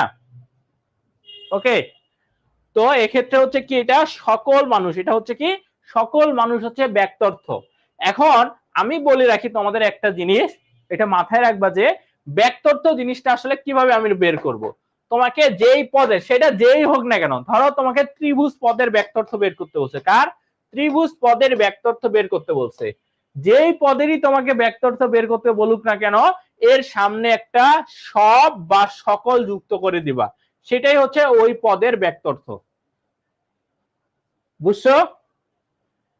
যে পদের তোমার ব্যক্তার্থ বের করতে বলবে তার আগে, যে পদের ব্যক্তার্থ বের করতে বলবে তার আগে জাস্ট হচ্ছে কি সব বা সকল যুক্ত করে দিবা, সকল বা সব যুক্ত করে দিবা, সেটাই হচ্ছে কি, সেটাই হচ্ছে ওই পদের ব্যক্তার্থ। আর অলওয়েজ মাথায় রাখবা ব্যক্তার্থ বলতে সংখ্যা বা পরিমাণটাকে বোঝায়। কাকে বোঝায়? সংখ্যাটাকে বোঝায়। এই সংখ্যা জিনিসটা মাথায় রাখবা, এটাই হচ্ছে কি ব্যক্তার্থ। ওকে, এটা গেল ব্যক্তার্থ।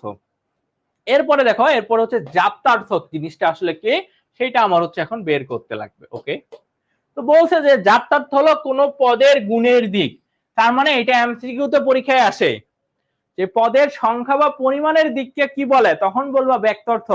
আর যদি বলে পদের গুণের দিককে কি বলে, তখন তোমাকে বলতে লাগে পদের গুণের দিককে বলে জাপ্তার্থ। পদের গুণের দিককে কি বলে? পদের গুণের দিককে বলে হচ্ছে আমার জাপ্তার্থ। কি বলে? জাপ্তার্থ বলে। ওকে, জাপ্তার্থ হলো কোন পদের গুণের দিক। ওকে, ঠিক আছে। বলছে যে জাপ্তার্থ কোন পদের মৌলিক, আবশ্যিক, সাধারণ, অপরিহার্য বা অনিবার্য গুণ। এই জিনিসগুলো একটু কথাগুলো মাথায় রাখবা। মৌলিক, তারপর হচ্ছে আবশ্যিক, তারপর হচ্ছে সাধারণ, তারপর হচ্ছে অপরিহার্য, তারপর হচ্ছে অনিবার্য গুণ। এগুলো হচ্ছে কি? এগুলো হচ্ছে তোমার জাপ্তার্থ। এগুলো কি? এগুলো হচ্ছে আমার জাপ্তার্থ। ওকে, এবার দেখো, এবার ধরো তোমাকে একটা পদের জাপ্তার্থ বের করতে বলছে, যেমন মানুষ পদের জাপ্তার্থ তোমাকে বের করতে বলছে।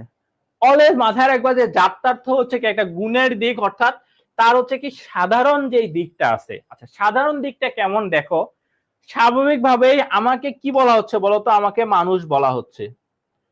তারপর ধরো প্রাণীর ক্ষেত্রে বলি, কাউকে হচ্ছে কি বলা হচ্ছে, গরু বলা হচ্ছে, কাউকে বাঘ বলা হচ্ছে, কাউকে হরিণ বলা হচ্ছে, কাউকে হচ্ছে কি বিড়াল বলা হচ্ছে। এখন এই যে বিভিন্ন যে নামকরণ যে দেওয়া হচ্ছে, কি বিভিন্ন যে নামকরণ দেওয়া হচ্ছে, এগুলো আসলে নামকরণটা কিসের ভিত্তিতে দিচ্ছে বলতো, বা বিভাজন গুলো যে করতেছে এগুলো কিন্তু অবশ্যই কিসের মধ্যে, সাধারণ কিছু বৈশিষ্ট্য দেখে হচ্ছে তোমার কিন্তু এই নামকরণ গুলো করা হয়। কিভাবে দেখো, মানুষের ক্ষেত্রে তোমার মানুষকে চেনার উপায় আছে না, যে আমরা কিভাবে একটা মানুষকে চিনবো, কিভাবে আমরা একটা বিড়ালকে চিনবো, কিভাবে হচ্ছে কি আমরা একটা হচ্ছে হরিণকে চিনবো, কিভাবে আমরা একটা বাঘকে চিনবো, কিভাবে আমরা একটা কবুতরকে চিনবো। এই যে নামকরণ গুলো যে করা হয়েছে, এই নামকরণ গুলোর পিছনে কিন্তু অবশ্যই আমরা কি বৈশিষ্ট্য দেখে কিন্তু নামকরণ গুলো করি। বৈশিষ্ট্যের মাধ্যমে কিন্তু কি করি আমরা এই নামকরণ গুলো করি, যে সবার মধ্যে ওই সাধারণ বৈশিষ্ট্যটা থাকলে তাকে হচ্ছে এই নামে ডাকা হবে। তো এখন দেখো, এখন তোমাকে মানুষেরটা বের করতে বলছে, কার, মানুষের ব্যক্তার্থ জাত্যার্থ বের করতে বলছে। তো স্বাভাবিকভাবে একটা মানুষ হইতে গেলে তার মধ্যে কি লাগবে বলতো, একজন আমাদের যদি মানুষ হতে হয় তাহলে আমাদের কি লাগবে বলতো। আমরা দেখছি যে যারা আসলে মানুষ হয় তাদের মধ্যে হচ্ছে কি গুণের ব্যাপার আর কি, তার মধ্যে আসলে কি বৈশিষ্ট্যটা আছে সেটা দেখতে হবে। তো মানুষ হইতে গেলে দেখছি যে মানুষ হচ্ছে কি করে, তার যখন হচ্ছে কি ক্ষুধা পায় তখন সে কি পায়, খাবার খায়, তাই না। তার মানে কি তার হচ্ছে কি ক্ষুধা আছে। ওকে, তারপর কি আছে তার মধ্যে বলতো, তার মধ্যে কিন্তু কি আছে, তার যদি তৃষ্ণা পায় তাহলে সে কি করে বলতো, তাহলে সে হচ্ছে পানি পান করে, তাই না। তারপর কি, তারপর তার বিশ্রামের প্রয়োজন হলে সে হচ্ছে কি করে, নিদ্রা নেয়, তাই তো। তারপর হচ্ছে কি, তার হচ্ছে কি লাগে, তার মধ্যে মরণশীলতা গুণটা আছে। মানুষ মানে কি, আমরা যেহেতু এই পৃথিবীতে আসছি তার মানে কি, তার মানে আমাদেরকে কি মৃত্যুবরণ করতে লাগবে। তো এমসিকিউ প্র্যাকটিস করাবো পরে, এখন না, পরে, আগে পড়া আগাই, তারপর এমসিকিউ আমি আলাদাভাবে প্র্যাকটিস করাবো। তো দেখো, ক্ষুধা, তৃষ্ণা, নিদ্রা, তারপর হচ্ছে মরণশীলতা, এই যে জিনিসগুলো আছে মানুষের মধ্যে কিন্তু আমরা দেখছি যে এই জিনিসগুলো আবশ্যিকভাবে থাকতেই লাগবে মানুষ হইতে গেলে। এইগুলো জিনিস যে আছে, এইগুলো জিনিসকে একসাথে বলা হয় জীববৃত্তি। কি বলা হয়, জীববৃত্তি বলা হয় এই জিনিসগুলোকে। ক্ষুধা, নিদ্রা, তৃষ্ণা, মরণশীলতা যে জিনিসগুলো আছে এগুলো কি, এগুলোকে হচ্ছে তোমার বলা হয়, কি বলা হয় বলতো, এগুলোকে হচ্ছে তোমার বলা হয় জীববৃত্তি একসাথে। তার মানে মানুষ হইতে গেলে এই জিনিসগুলো থাকতেই লাগবে। তুমি কি আমাকে এমন কোন মানুষ দেখাইতে পারবা যার ক্ষুধা নাই, যার তৃষ্ণা না, তৃষ্ণা পাইলে সে পানি পান করে না, বা সে হচ্ছে ঘুমায় না, বা কি, বা হচ্ছে সে হচ্ছে মানে মরণশীলতা গুণটা তার মধ্যে নাই। তার মানে এই জিনিসগুলো মানুষ হইতে গেলে তার মধ্যে থাকতেই লাগবে। এখন মানুষের মধ্যে কি শুধু জীববৃত্তি আছে, না, মানুষের মধ্যে আরেকটা গুণ আছে, কি বলতো, যে গুণটার কারণে আমাদের সৃষ্টির সেরা জীব বলা হয়, আশরাফুল মাখলুকাত বলা হয়। কেন, কোন গুণটা বলতো, এই যে আমাদের কি আছে, আমাদের বিবেক আছে, অর্থাৎ আমাদের কি আছে, আমাদের হচ্ছে বুদ্ধি আছে। মানুষ হইতে গেলে অবশ্যই অবশ্যই তার মধ্যে কি থাকতে লাগবে, তার মধ্যে বিবেক বা বুদ্ধি থাকতে লাগবে। এটা মাস্ট বি মানুষের ক্ষেত্রে এই জিনিসটা যেটা থাকতেই লাগবে আর কি, আবশ্যিক গুণ। দেখো এই যে আবশ্যিক, যেটা তার মধ্যে থাকতেই লাগবে। তার মানে মানুষ হতে গেলে আমাদের কি, আমাদের বিবেক বা বুদ্ধি থাকতে লাগবে। এটাকে বলা হয় মূলত, কি বলা হয়, এটাকে বলা হয় বুদ্ধিবৃত্তি। এটাকে কি বলা হয়, এটাকে বলা হয় হচ্ছে আমার বুদ্ধিবৃত্তি। ওকে, এটাকে কি বলা হয়, এটাকে বলা হয় হচ্ছে বুদ্ধিবৃত্তি। বুঝছো। তার মানে দেখলাম যে মানুষ হতে গেলে তার মধ্যে কি থাকতে লাগবে, তার মধ্যে হচ্ছে বুদ্ধিবৃত্তি নামক গুণটা থাকতে লাগবে। ওকে, এই দুইটাই হচ্ছে মানুষের কি জাত্যার্থ। জাত্যার্থ মানে তার মধ্যে আবশ্যিকভাবে সেই জিনিসটা থাকতেই লাগবে। ওকে,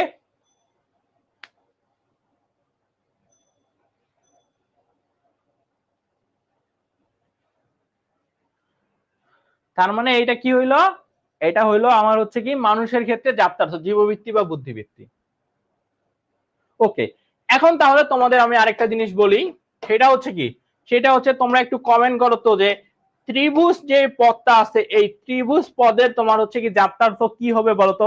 একটু জাস্ট কমন সেন্স দিয়ে, কমন সেন্স ব্যবহার করো, যে ত্রিভুজ পদের জাত্যার্থ কি হইতে পারে, এটা একটু কমন সেন্স ইউজ করো।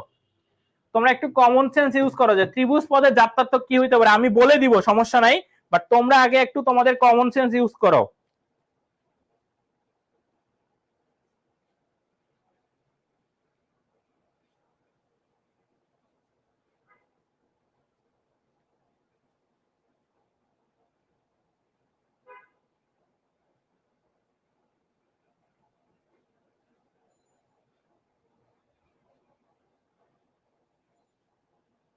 আমি তো তোমাদের হিন্টস দিলাম যে তোমার যাত্রার্থ সেই জিনিসটাই যেটা হচ্ছে কি, যেটা হচ্ছে তার মধ্যে আবশ্যিকভাবে থাকতে লাগবে। তাহলে ত্রিভুজের ক্ষেত্রে তোমার যাত্রার্থ কি হইতে পারে বলো তো?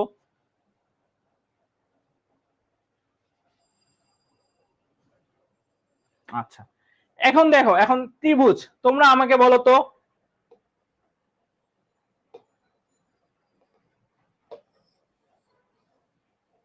এখানে ত্রিভুজ কোনটা বলো তো? 1 নাম্বার না 2 নাম্বার, কোনটা ত্রিভুজ আমাকে একটু জানাও। তোমরা একটু বলো এখানে কোনটা ত্রিভুজ, 1 নাম্বার না 2 নাম্বার?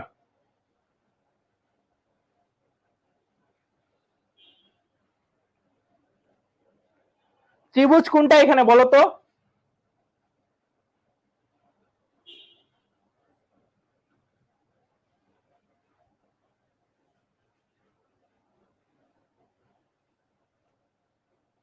এই যে প্রিয়া আবার বলছে ত্রিভুজের যাত্রার্থ নেই। আরিশা একটু ধরতে পারছে। আচ্ছা, এখন বলছে আকার আকৃতি বলো, এখানে কোনটা ত্রিভুজ বলো তো? সায়েম বলছে 1 নাম্বার। ওকে, তুমি কি দেখে বুঝলা যে বলো তো এখানে হচ্ছে কি এটাকে হচ্ছে 1 নাম্বারটাকে আমি ত্রিভুজ বলবো? কি দেখে বুঝলা বলো তো? এই যে দেখো এইগুলা কি, এই যে 1টা 2টা 3টা, এই যে বাহুগুলো দেখলা না? এই যে 3টা, কয়টা? 3টা বাহু, 3টি বাহু। তো তুমি আমাকে বলো এই যে 3টা বাহু ছাড়া, 3টা বাহু ছাড়া কি তুমি কোনোদিনও ত্রিভুজ অঙ্কন করতে পারবা? আমাকে বুঝাও তো। 3টা বাহু ছাড়া কোনোদিনও ত্রিভুজ অঙ্কন করতে পারবা? কোনোদিনও পারবা না। তার মানে কি? তার মানে এইটাই হচ্ছে ত্রিভুজের যাত্রার্থ। ত্রিভুজের যদি যাত্রার্থ বলে কি, সেটা হচ্ছে 3টি বাহু দ্বারা, 3টি বাহু দ্বারা আবদ্ধ ক্ষেত্র, 3টি বাহু দ্বারা আবদ্ধ ক্ষেত্র, এটাই হচ্ছে কি, এটাই হচ্ছে ত্রিভুজের যাত্রার্থ। কেন? কারণ এই 3টি বাহু ছাড়া তো তুমি কোনোদিনও ত্রিভুজ অঙ্কন করতে পারবা না, ত্রিভুজ অঙ্কন করতে পারবা না। তার মানে তোমাকে যদি ত্রিভুজ অঙ্কন করতে হয়, তার মানে তোমাকে অবশ্যই অবশ্যই কি করতে লাগবে? তোমার এই 3টি বাহু লাগবে। এগুলাকে রেখাংশ মানে বাহু বলে। হ্যাঁ, এটাই হচ্ছে তোমার যাত্রার্থ, যেটা তার মধ্যে আবশ্যিকভাবে থাকতেই লাগবে। কারণ দেখো, তুমি তো চাইলে 2 নম্বরটাকে ত্রিভুজ বলতে পারতা, কেন বললা না? এই কারণে বললা না যে দেখো এটা নামকরণ ত্রিভুজ এই কারণে করা হয়েছে যে এর কয়টা? 3টা বাহু থাকবে। আর এটার কথা যদি বলে ধরলাম এটা হচ্ছে কি চতুর্ভুজ। এটাকে এখন আমি কেন চতুর্ভুজ বলতেছি? কারণ কি? কারণ এটা 4টি বাহু আছে। কয়টা? 4টা বাহু, 1টা 2টা 3টা 4টা। তার মানে চতুর্ভুজের ক্ষেত্রে কি যাত্রার্থ হবে? 4টি বাহু দ্বারা, 4টি বাহু দ্বারা আবদ্ধ ক্ষেত্র, এটাকেই বলা হয় কি? এটাকেই বলা হয় চতুর্ভুজ। আর অলওয়েজ মাথায় রাখবা, মাথায় রাখবা যাত্রার্থের ক্ষেত্রে একটা কিন্তু কথা আছে, কি? সাধারণ কথাটা আছে। কি কথা আছে? সাধারণ কথা আছে, সাধারণ কথাটা আছে। ওকে, সাধারণ কথাটা মানে কি? যেটা সবার ক্ষেত্রে প্রযোজ্য। ধরো আমার 100টা ধরো প্রাণী আছে, সেই কথাটা আমার 99টা প্রাণীর ক্ষেত্রে মিলল, কিন্তু একটা প্রাণীর ক্ষেত্রে মিলল না, কোনোভাবে সেটাকে আমি যাত্রার্থ বলতে পারবো না। আমাকে যাত্রার্থের ক্ষেত্রে সাধারণ কথাটা যেটা 100 জনের ক্ষেত্রে প্রযোজ্য, আমাকে সেইটাকে চুজ করতে লাগবে। কি? আমাকে সেটাকে চুজ করতে লাগবে। এখন তোমরা আমার একটা প্রশ্নের উত্তর দিবা, এই যে কনফিউশন গুলো আমি ক্লিয়ার করতেছি, কেন এটাকে আমি বেসিক চ্যাপ্টার বলছি। দরকার হলে আমি আজকে এটা অধ্যায় 2 পার্টে, আজকে ক্লাস নিব, কালকে ক্লাস নিব, আজকেও নিব কালকেও ক্লাস নিব, 2 পার্টে এটা পড়াবো। বাট এই যে ভিডিওটা আছে, এই যে লেকচারটা আছে, এই লেকচারটা তোমাদের বেসিকের জন্য অনেক বেশি গুরুত্বপূর্ণ, বুঝছো? এখন তোমরা আমাকে এই যে জীব বা প্রাণী যাই বলি, এর যাত্রার্থ কি এটা আমাকে বের করে দিবা। জীব বা প্রাণী এর যাত্রার্থ কি? জীব বা প্রাণী, কোনো আটকে যাচ্ছে না। আমার এখানে আমি দেখতেছি, এই যে দেখো আমার এখানে আমি ক্লাস দেখতেছি, কোনোভাবে ভিডিও আটকে যাচ্ছে না। তোমাদের নেটের সমস্যা। জীব বা প্রাণী এর যাত্রার্থ কি তোমরা একটু বের করো। ভাইয়া কিন্তু ক্লু দিয়ে দিছে, আমি কিন্তু বলছি তোমাদের যে সাধারণ কথাটা মাথায় রাখবা। তার মানে জীব বা প্রাণীর ক্ষেত্রে তোমার জাত্যার্থ কি হবে এটা তোমরা একটু বের করো, এখন বের করো।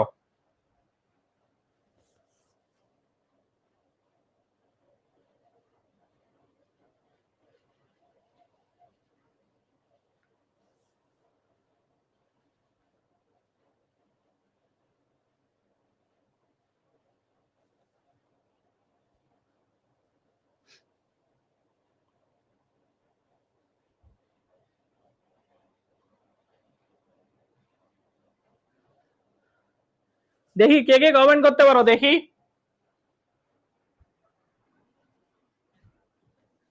জীব বা প্রাণীর জাত্যার্থ কি, এই জিনিসগুলো ক্লিয়ার করতে লাগবে। এই জিনিসগুলো ক্লিয়ার না করলে তোমরা বুঝতে পারবা না। বলো এটার জাত্যার্থ কি, বলো জীব বা প্রাণীর জাত্যার্থ কি বলো। আরিশা বলছে জীববৃত্তি, বাকিরা?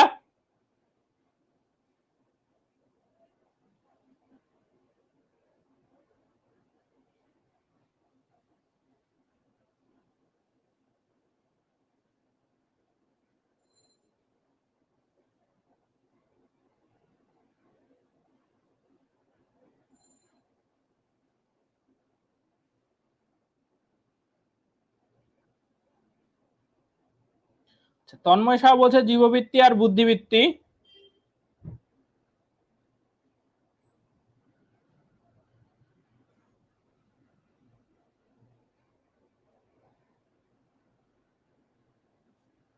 ওকে, এখন দেখো, এখন আমি তোমাদের একটা কনফিউশন ক্লিয়ার করে দিই।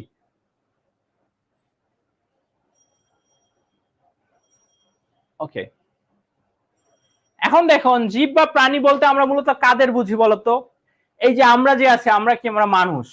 তো আমাদেরকে কি বলা হয় বলতো? আমাদেরকে বলা হয় হচ্ছে কি জীব বা প্রাণী তো বলা হয়, তাই না? মানুষ, এটা আমি অলরেডি পড়াইছিলাম। তোমরা এখন এই জিনিসটা না পারলে অনেকে কনফিউশন, সেটা আমি একটু ক্লিয়ার করে দিচ্ছি। মানুষ, গরু, ছাগল, হাঁস, মুরগি,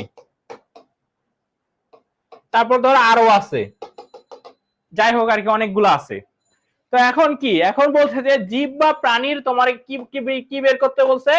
তোমার হচ্ছে জীব বা প্রাণীর তোমাকে জাত্যার্থ বের করতে বলছে।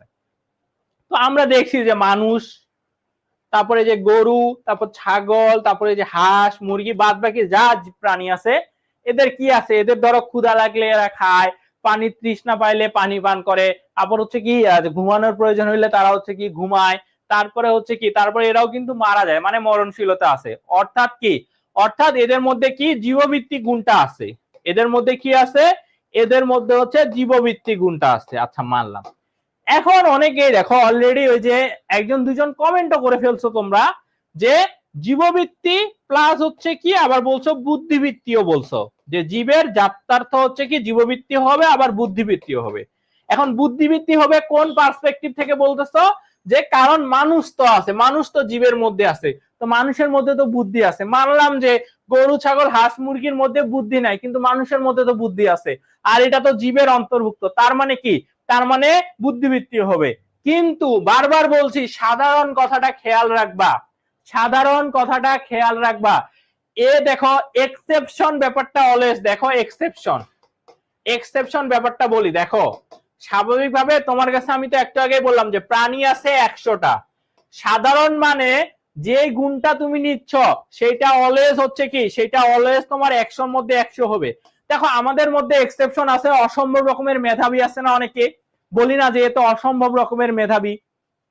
তো এক্সেপশন অলওয়েজ থাকে, কিন্তু অলওয়েজ তোমাকে জাত্যার্থের ক্ষেত্রে সাধারণ জিনিসটা নিতে লাগবে। কোন জিনিসটা নিতে লাগবে? সাধারণ বিষয়টা তোমাকে হচ্ছে নিতে লাগবে। এখন সাধারণ বিষয়টা তুমি যদি এখন বুদ্ধিবৃত্তিটাকে যদি জীবের ক্ষেত্রে বা প্রাণীর ক্ষেত্রে বলো যে জাত্যার্থ এটা, তাহলে তো তুমি শুধু মানুষকে নিচ্ছ, তুমি যে বাকি গরু, ছাগল, হাঁস, মুরগি আছে এটা তো নিচ্ছ না। কমন নেওয়ার ব্যাপারটা বুঝো না, অলওয়েজ ম্যাথ করছো, সেখানে কমন নেওয়ার ব্যাপারটা আছে না। কমন যায় কোনটা বলতো? সবার মধ্যে যেটা মিল আছে সেটাই কিন্তু কমন যায়, বাকিগুলোর কিন্তু কিন্তু কমন যায় না। তার মানে তোমার জীব বা প্রাণীর ক্ষেত্রে তোমার হচ্ছে জাত্যার্থ বলতে লাগে শুধু জীবভিত্তিক। কেন? কারণ এই জীবভিত্তিটা মানুষের মধ্যেও আছে, আবার গরু, ছাগল, হাঁস, মুরগির মধ্যেও আছে, তার মানে সাধারণ, কমন যায়, কমন যায়। বাট বুদ্ধিবৃত্তিটা তো শুধু মানুষের মধ্যে আছে, মানুষের মধ্যে আছে, গরু, ছাগল, হাঁস, মুরগির মধ্যে তো নাই, তার মানে সেটা কি, সেটা কমন যায় না, সেটা কি, সেটা কমন যায় না। যেহেতু কমন যায় না তার মানে কি, তার মানে হচ্ছে তোমার আমি এটা নিতে পারবো না। আমার যদি সবগুলোই কমন যায় সেটাই নিতে পারবো। তার মানে জীব বা প্রাণীর যদি বলে জাত্যার্থ বের করতে, তাহলে আমাকে কোনটা নিতে লাগবে? আমাকে শুধু বলতে লাগবে জীব বা প্রাণী জাত্যার্থ হচ্ছে জীবভিত্তিক। কি? জীবভিত্তিক। এই নর্মাল জিনিসগুলো আমি তোমাদের কমন সেন্সে দিতে পারছি কি দিতে পারিনি বলো? যুক্তিবিদ্যা সাবজেক্টটা কিন্তু তোমার ব্রেনের সাথে, তোমার বুদ্ধির সাথে কানেক্টেড। আমি সত্যি বলতেছি যে যারা যুক্তিবিদ্যা সাবজেক্টটা নিয়ে পড়ে, আমি যেমন বলি আমি হচ্ছে জাহাঙ্গীরনগর ইউনিভার্সিটিতে কোন সাবজেক্ট নিয়ে পড়ি জানো? আমি হচ্ছে ফিলোসফিতে পড়ি। এই যে তোমরা যে কলেজে যে হচ্ছে লজিক পড়তেছো না, এটা যখন তোমরা ভার্সিটিতে উঠবা তখন তোমাদের সাবজেক্ট হবে ফিলোসফি। তো যারা আসলে ফিলোসফি নিয়ে পড়াশোনা করে এদের হচ্ছে কি, এদের এই সাবজেক্টটা হচ্ছে তোমার কি, তোমার যে ব্রেন আছে তোমার এই ব্রেনটাকে আরো বেশি শার্প করে। কি করে শার্প করে? তোমাকে চিন্তা ভাবনা করতে বোঝায় আর কি ভালো মতো। তুমি যখন হচ্ছে কারোর সাথে কথা বলবা তুমি তখন যৌক্তিক কথাবার্তা বলবা আর কি বেশি। মানে আজকে অনেকে আছে না উল্টাপাল্টা কথাবার্তা বলে, এই সাবজেক্টটা পড়লে তোমার এই একটা লাভ হবে যে না তুমি আসলে যৌক্তিক কথাবার্তা বলতে পারবা বা বলবা আর কি, উল্টাপাল্টা কথা কখনো বলবা না, যেগুলো হচ্ছে ইরিলেভেন্ট কথাবার্তা আর কি, অপ্রাসঙ্গিক কথাবার্তা। তাহলে যাত্রার্থ জিনিসটা কি, এই জিনিসটা ক্লিয়ার কিনা বলো তো? বুঝতে পারছো তো? বুঝতে পারছো তো যে আসলে কোন জিনিসগুলো আমাকে একটু মাথায় দিতে লাগবে? আমি কিন্তু তোমাদের ওই জিনিসগুলো ধরাই দেওয়ার বেস্ট ট্রাই করতেছি। আমি চাইলে তখন এটা স্কিপ করতে পারতাম। এখন ব্যাপারটা হচ্ছে কি, আমি ধরো আমি হচ্ছে এখন তোমার ফাইনাল ইয়ারে পড়তেছি, বুঝছো? আমার হচ্ছে ফাইনাল ইয়ার চলতেছে আমার সামনেই আর কি। ফাইনাল হচ্ছে কি, দেখো ফাইনাল ইয়ারে আমি আছি। আমার ফাইনাল ইয়ারে আমার হচ্ছে নভেম্বরের ফার্স্টের দিকেই বা অক্টোবরের শেষের দিকে আমার হচ্ছে ফাইনাল, আমার হচ্ছে ফাইনাল পরীক্ষা। তো আমার এই কারণে আমার আসলে অফিসে আসাটা, আমার হচ্ছে তোমার ক্যাম্পাস থেকে আমার অফিসের দূরত্ব প্রায় 2 ঘন্টার মতো। কয় ঘন্টা? 2 ঘন্টার মতো। তো আমার ধরো যেহেতু ফাইনাল ইয়ার চলতেছে একদম শেষের দিকে, এই কারণে আমার সকালবেলা আমার হচ্ছে 10টার দিকে আমার ভার্সিটিতে ক্লাস শুরু হয়, আমার ক্লাস শেষ হতে 4টা বেজে যায় আর কি। তো আমার আসলে অনেক ব্যস্ততা চলতেছে আর কি। আমি তাছাড়া হচ্ছে আমি অনেক কিছু, আমার যে অফিস আছে আমি শুধু অফিসে যে লজিক ক্লাস নিই এমন না, আমি আসলে অনেক কিছুর সাথে রিলেটেড আর কি। আমি ধরো আমাদের পাবলিকেশন থেকে শুরু করে অনেক কিছুর সাথে হচ্ছে রিলেটেড আর কি। তো আমার অনেক কিছু কাজ করা লাগে। আবার বললাম যেহেতু ফাইনাল ইয়ার চলতেছে আমার একটু মানে প্যারা হয়ে যায় আর কি, সব মিলাই আর কি, যে সবকিছু সামাল দিতে আর কি। তো তোমাদের এখন এমন একটা সাবজেক্ট পড়াচ্ছি লজিক, এই সাবজেক্টটা দেখো আমার কিন্তু তোমার চাইলে আমি একদম রিডিং পড়ে যাইতে পারতাম। আমি মোটামুটি এখানে উত্তরগুলো লিখেই দিই। আমি চাইলে কি করতে পারতাম, আমি বলতে পারতাম যে যাত্রার্থ হলো কোনো পদের গুণের দিক, অর্থাৎ যাত্রার্থ কোনো পদের মৌলিক বা আবশ্যিক বা সাধারণ বা অপরিহার্য বা অনিবার্য গুণ। যেমন মানুষ পদের যাত্রার্থ হলো জীবভিত্তিক বুদ্ধিপাতিক। কারণ কি? কারণ আমরা জানি যে যাত্রার্থ হচ্ছে যেহেতু অনিবার্য গুণ, আর মানুষ হইতে গেলে তার মধ্যে জীবভিত্তিক গুণটা থাকতে লাগে, বুদ্ধিভিত্তিক গুণটা থাকতে লাগে, এটাই হচ্ছে মানুষের যাত্রার্থ। আমি জাস্ট এটা আমার 1 মিনিট লাগলো পড়াইতে, আমি কিন্তু 1 মিনিটে এটা পড়ায় চলে যেতে পারতাম। তোমাদের কিছু করার ছিল না, তোমাদের কিছু করার নাই। কারণটা হচ্ছে কি, কারণটা আমরা বলছি যে আমরা হচ্ছে কোর্স নামাইছি। এখন ব্যাপারটা হচ্ছে কি, আমি তো হচ্ছে ধরো ভাইয়া বা স্যার, তাই না? তো আমার তো আসলে একটা নৈতিক দায়িত্ব আছে, আমার অবশ্যই নৈতিক দায়িত্ব আছে না? তোমাদের যেহেতু আমরা দায়িত্ব নিছি, তোমরা যে আমাদের উপরে ভরসা করছো, তোমরা যে আমাদের উপরে বিশ্বাস করছো, তো আমাদেরকে তো তোমার ধরো এই বিশ্বাসটা বা ভরসার জায়গাটা দিতে লাগবে। তো এই সাবজেক্টটা যেহেতু বুঝানোর একটা সাবজেক্ট, তার মানে কি, তার মানে আমাকে অবশ্যই কি করতে লাগবে, আমাকে অবশ্যই তোমাদের এই জিনিসটা হচ্ছে কি বুঝাইতে লাগবে। তো এখন স্বাভাবিকভাবে দেখো আমি অলরেডি যাত্রার জিনিসটা সহজ একটা জিনিস, বাট এটা বুঝাইতে আমি 10 মিনিটের মতো সময় নিলাম। তো স্বাভাবিকভাবে আমি ধরো লজিক সাবজেক্টে আমি চাচ্ছি যে তোমরা যারা লজিক পড়তেছো এরা একদম হচ্ছে কি বেস্ট হবা আর কি, লজিকে আর কি একদম বেস্ট হবা। তো লজিকে তোমাদের আমি যদি বেস্ট বানাইতে চাই তাহলে আমাকে একটু আসলে সময় দিতে লাগে। আমি তো আমার ব্যস্ততার কথা বললামই, এটা আসলে একটা এক্সকিউজ বলতে পারো, মানে তোমাদের অনেকের কাছে হবে। কারণ কি, কারণ আমরা হচ্ছে কি কোর্স নামাইছি, আমরা কি নামাইছি, আমরা হচ্ছে তোমার কোর্স নামাইছি, আমরা তাহলে কেন দিতে পারবো না তোমাদের? বাট আলটিমেটলি আসলে অনেক ব্যাপার থাকে আর কি। তোমার এই যে ধরো রেকর্ডিং করতে যাই যখন, বুঝছো, এই রেকর্ডিং করতে গেলে অনেক সময় লাগে আর কি। তারপর এই রেকর্ডিং এ হচ্ছে তোমার ধরো অনেক টেকনিক্যাল ইস্যুস থাকে, কারণ আমরা যেহেতু অনলাইনে পড়তেছি এখানে টেকনিক্যাল সমস্যাগুলো থাকেই, এখানে তোমার টেকনিক্যাল সমস্যাগুলো আসলে থাকেই, বুঝছো? তো টেকনিক্যাল সমস্যাগুলো ফেস করতে লাগে। তারপর আমি মাঝখানে তো বললামই আমি হচ্ছে রেকর্ডিং দিয়ে যাই, অনেক সময় করে রেকর্ডিং দিয়ে যাই, মাঝখানে দেখলাম কি রেকর্ডিং হচ্ছে কি হারাই ফেলছে। রেকর্ডিং হারাই ফেলছে। এখন দেখো, এখন হারাই ফেলছে বলতে গেলে কি, তোমরা আমাদের যে কার্ড থেকে যে আমরা রেকর্ডিং গুলো নিই, ওইটা নিতে হচ্ছে সমস্যা হচ্ছে তোমার ধরো হয়েছিল, তো তখন আবার দেখো এগুলো চলে গেছিল। তো আমার আসলে অফিসেও সপ্তাহে ধরো 2 দিন আসি, এই 2 দিন এসে আবার ধরো তোমার আলাদা কাজও থাকে, রেকর্ডিংও দিই, তারপর আবার যখন শুনি যেগুলো হারাই গেছে, তো সব মিলে আসলে মানে অনেক প্রেসার হয়ে যায় আর কি। তো আমি চাচ্ছি যে তোমাদের তোমাদের কোর্স তো সময় মতো সবই বললামই, যে তোমরা যেভাবে বলবে সেভাবে আমরা হচ্ছে পড়াবো বা সেকেন্ড পেপার দিয়ে শুরু করব। বাট তোমরা আমাকে জাস্ট কিছুটা সময় দাও আর কি। আমি কিন্তু তোমাদের ধরো যাদের সমস্যা আছে এরা আমার সাথে যোগাযোগ করবে, আমি এদের সলিউশন দিয়ে দিব, বুঝছো? এমন না যে সলিউশন দিব না, আমার হচ্ছে নক দিলে আমি ব্যস্ততা থাকে, আমি তাও অনেক সময় দেখো রেসপন্স করি, অনেক সময় রেসপন্স করি না, কারণ ব্যস্ততা থাকেই। তো ওভারঅল তোমাদের তো বললাম আমি তোমাদের যেমন লাইভ ক্লাসও নিব এই জন্য সিদ্ধান্ত নিয়েছি, সাথে তোমাদের রেকর্ডিংও দেওয়ার চেষ্টা করবো আর কি। তো দুইটা মিক্স করে আমরা হচ্ছে আশা করি তাড়াতাড়ি কোর্সটা কমপ্লিট করতে পারবো। বাট তোমাদের প্রতি আমার একটা হচ্ছে তোমার রিকোয়েস্ট, যে তোমরা জাস্ট আমাকে সময় দাও কিছুটা। আমি তো বললামই যে ব্যস্ততার কথা বলো বা ওভারঅল সব মিলায় আমি তোমাদের এই কোর্সটা একদম বেস্ট ভাবে হচ্ছে শেষ করাই দিব আর কি। হয়তো একটু সময় লাগবে, মানে যেটা বলছি তার থেকে একটু হয়তো সময় লাগবে, বাট আমি তোমাদের কোর্স একদম সেভাবে হচ্ছে শেষ করাই দিব আর কি, কোনো সমস্যা থাকবে না, আমি সেভাবে ডিটেলসে পড়াবো। ওকে, তো আশা করি এটা যেমন এটা আমি ভাবছিলাম যে আজকে শেষ করব, বাট আজকে শেষ করা হবে না। আজকে যতটুকু পারি মোটামুটি পড়ি, কালকে আমরা আবার পড়বো, কালকে ক্লাস রাখবো, আবার কালকে তোমাদের রেকর্ডিংও দিব। ওকে, তো এখন এখানে দেখো যেটা ব্যাপার সেটা হচ্ছে কি, সেটা হচ্ছে তোমার আমাদের এই জিনিসটা এখন পড়তে লাগবে যে আসলে যে পদের যে ব্যক্তার্থ যাত্রার্থ আমরা পড়লাম, এই ব্যক্তার্থ যাত্রার্থের সম্পর্ক বা হ্রাস বৃদ্ধির নিয়ম। এখন হ্রাস বৃদ্ধি কথাটার মানেই কিন্তু বোঝা যাচ্ছে, দেখো ব্যাপারটা কেমন। হ্রাস বৃদ্ধি মানে হচ্ছে ধরো একটা বাড়বে তো আরেকটা কমবে, হ্রাস বৃদ্ধি কথাটার মানেই তো এমন না। হ্রাস বৃদ্ধি কথাটার মানে কি, হ্রাস মানে কি, হ্রাস মানে হচ্ছে কমবে, আর বৃদ্ধি মানে কি, বৃদ্ধি মানে হচ্ছে বাড়বে। হ্রাস মানে কমবে, বৃদ্ধি মানে বাড়বে, ব্যাপারটা হচ্ছে এমনই। এই প্রশ্নটা তোমার পরীক্ষায় আসে, পরীক্ষায় ঘ নাম্বারে পরীক্ষায় আমরা আসতে দেখি এই প্রশ্নটা ঘ নাম্বারে আসে। আমরা এখন এটা একটু দেখবো, এটা ঘতে আসে না, এটা মূলত গতে আসে।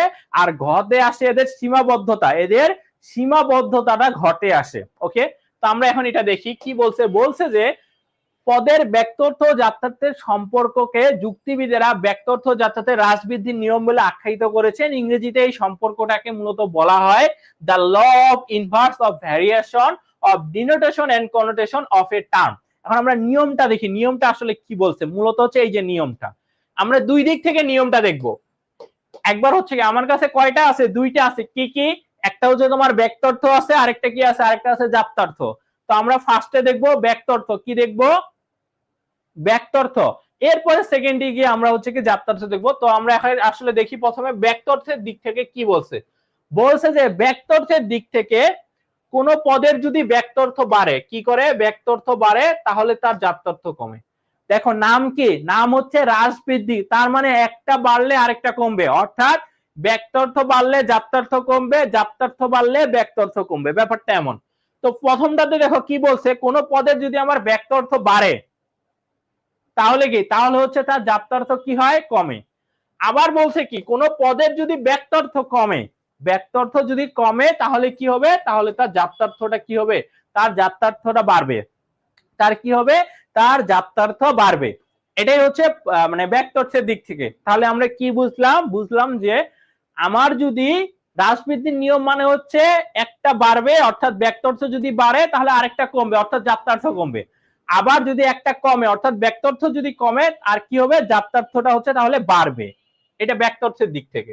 ওকে, তো চলো এখন এটা কিভাবে বাড়বে কমবে আমরা এখন এইটা দেখি, আমরা এখন এটা দেখবো। ওকে, আচ্ছা এর আগে আরেকটা দেখবো, আমরা আগে ব্যক্তার্থের দিকটা দেখলাম, এবার আমরা দেখবো যাত্রার্থের দিক থেকে। কোন দিক থেকে, যাত্রার্থের দিক থেকে দেখবো। কি দেখবো, যাত্রার্থের দিক থেকে দেখবো। দেখো বলছে যে যাত্রার্থ যদি বাড়ে তাহলে ব্যক্তার্থ কমে, আর যদি যাত্রার্থ কমে তাহলে ব্যক্তার্থ বাড়ে। অর্থাৎ এখানে হচ্ছে ব্যাপারটা এমন যে আগে ব্যক্তার্থের কথা বলছে, তার মানে যখন আমরা ব্যক্তার্থের দিক থেকে দেখবো তখন ব্যক্তার্থটা সামনে থাকবে, একবার বাড়াবো একবার কমাবো, তো বাড়লে এই পাশে কমবে, এই পাশে কমলে এই পাশে বাড়বে।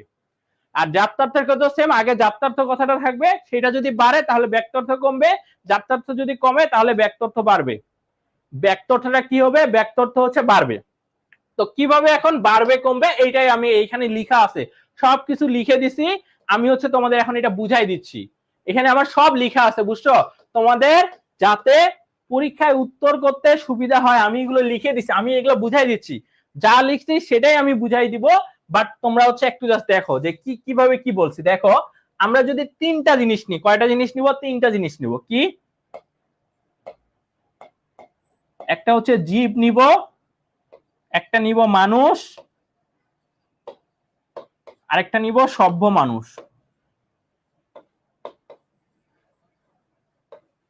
আচ্ছা এখন দেখো আমরা কয়টা পদ নিছি, দেখো তো আমরা এখানে তিনটা পদ নিছি। জীব হচ্ছে 1 নম্বর পদ, মানুষ হচ্ছে 2 নম্বর পদ, সভ্য মানুষ হচ্ছে 3 নম্বর পদ। ওকে, এখন তাহলে তোমরা আমাকে বলো জীবের জাত্যার্থ কি বলতো? জীবের জাত্যার্থ কি বলতো? আগে আমরা ব্যক্তর্থটা বের করি। জীবের ব্যক্তর্থ কি?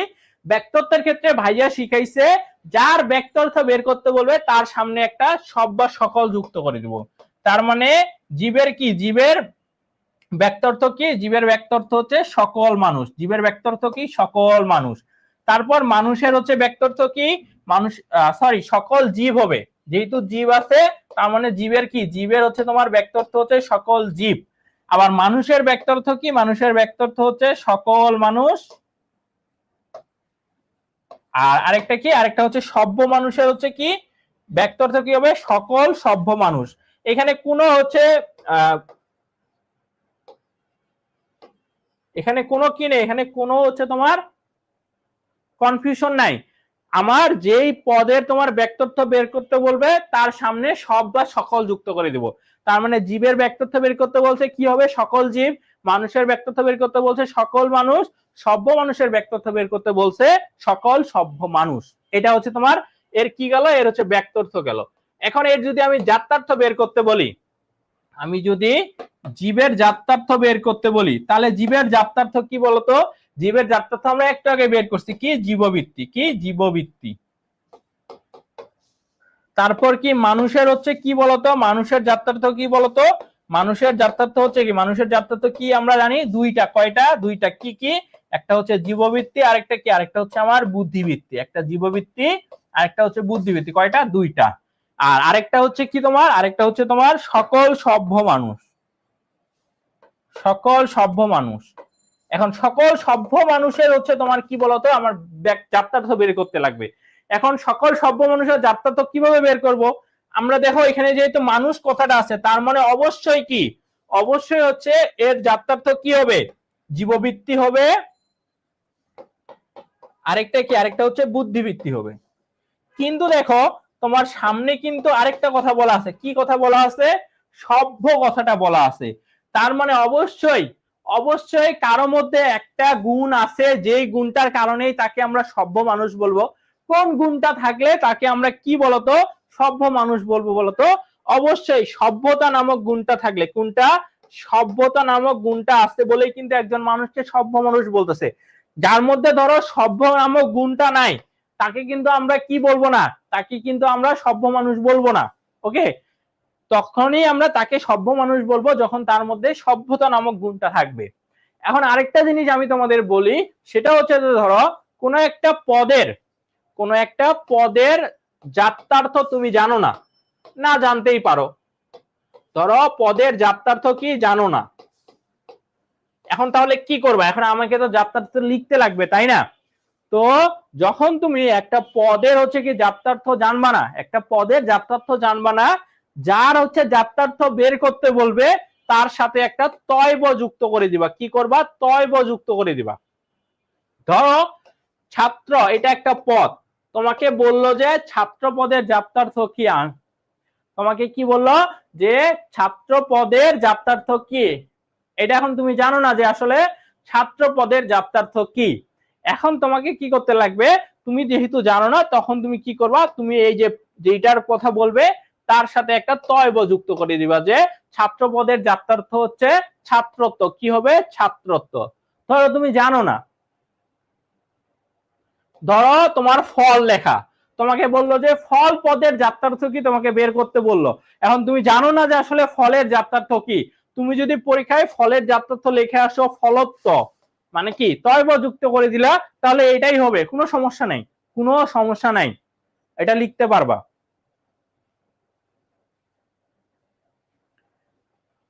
আচ্ছা, সিয়াম বলছে সততা। সততা তো সভ্যর ক্ষেত্রে হবে না। আমি যদি বলতাম সকল সৎ মানুষ, কি বলতাম, সকল সভ্য জায়গায় বলতাম সৎ মানুষ, তাহলে সততা আসতো, তাহলে সততা আসতো। কিন্তু আমি এখানে সভ্য মানুষ বলছি, তার মানে কি, তার মানে সভ্যতা গুণটা আসবে। কোনটা? সভ্যতা গুণটা আসবে।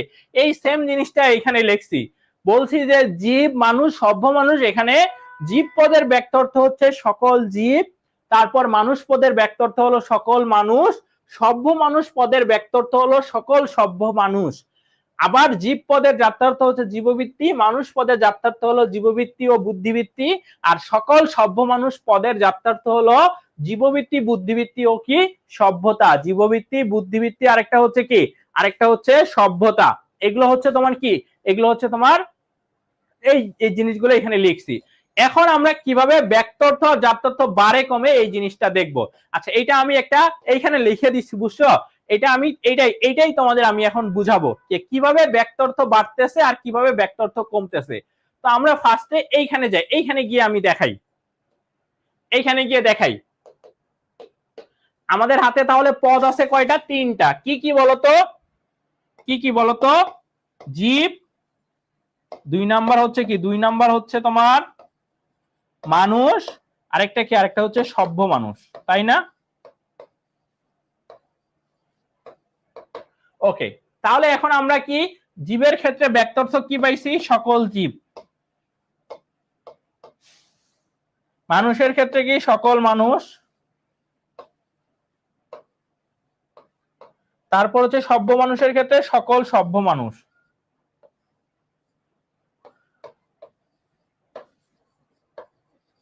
ওকে, এখন ব্যক্তার্থ মানে কি আমাকে বলতো? ব্যক্তার্থ মানে কি বলতো? ব্যক্তার্থ মানে হচ্ছে তোমার কি, ব্যক্তার্থ মানে কি আমরা বলতো? ব্যক্তার্থ মানে কি জানি আমরা বলতো? সংখ্যা বা পরিমাণ, তাই না?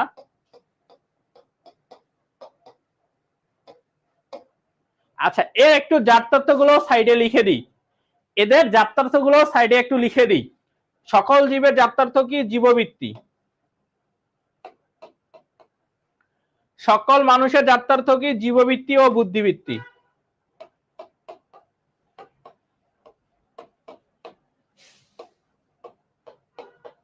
আর সকল সভ্য মানুষের জাত্যার্থ কি? জীববৃত্তি, বুদ্ধিবৃত্তি, আরেকটা হচ্ছে কি? সভ্যতা। ওকে, তার মানে আমরা জানি যে ব্যক্তার্থ মানে হচ্ছে সংখ্যা বা পরিমাণ। এখন তোমরা আমাকে বলো তো, জীব, মানুষ আর সভ্য মানুষ, এই তিনটার মধ্যে কার সংখ্যা বা পরিমাণটা বেশি আমাকে বলো তো? একটু কমেন্ট করতে লাগবে। জীব, সংখ্যা বা মানুষ, এদের মধ্যে কার সংখ্যা বা পরিমাণটা বেশি, এটা আমাকে একটু জানাও। জীব, মানুষ আর সভ্য মানুষ, এই তিনটার মধ্যে কার সংখ্যা বা পরিমাণটা বেশি আমাকে একটু বলো তো, কার সংখ্যা বা পরিমাণ বেশি মনে হচ্ছে বলো তো?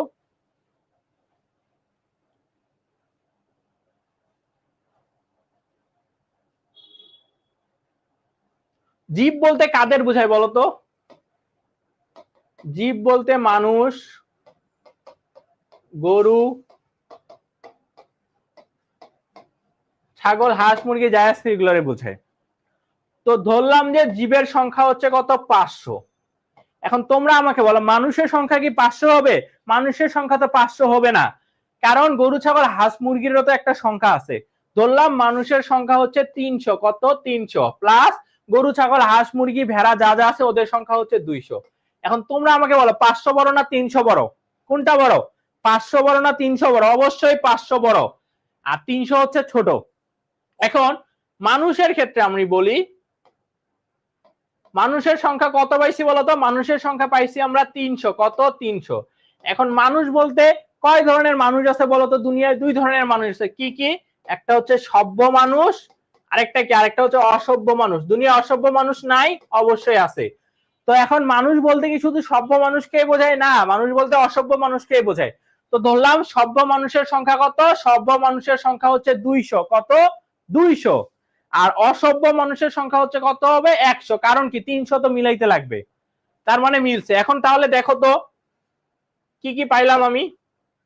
জীবের সংখ্যা পাইলাম হচ্ছে কত, জীবের সংখ্যা পাইলাম 500, সকল মানুষের সংখ্যা পাইলাম কত, সকল মানুষের সংখ্যা পাইলাম 300, কত 300। আর সকল সভ্য মানুষের সংখ্যা কত পাইছি, সকল সভ্য মানুষের সংখ্যা পাইছি 200, কত পাইছি 200। এখানে 200, এখানে 300, এখানে 500। তার মানে কোনটা বড় বলতো, অবশ্যই 500 বড়, তারপর 300 বড়, তারপর কত 200 বড়, তাই না?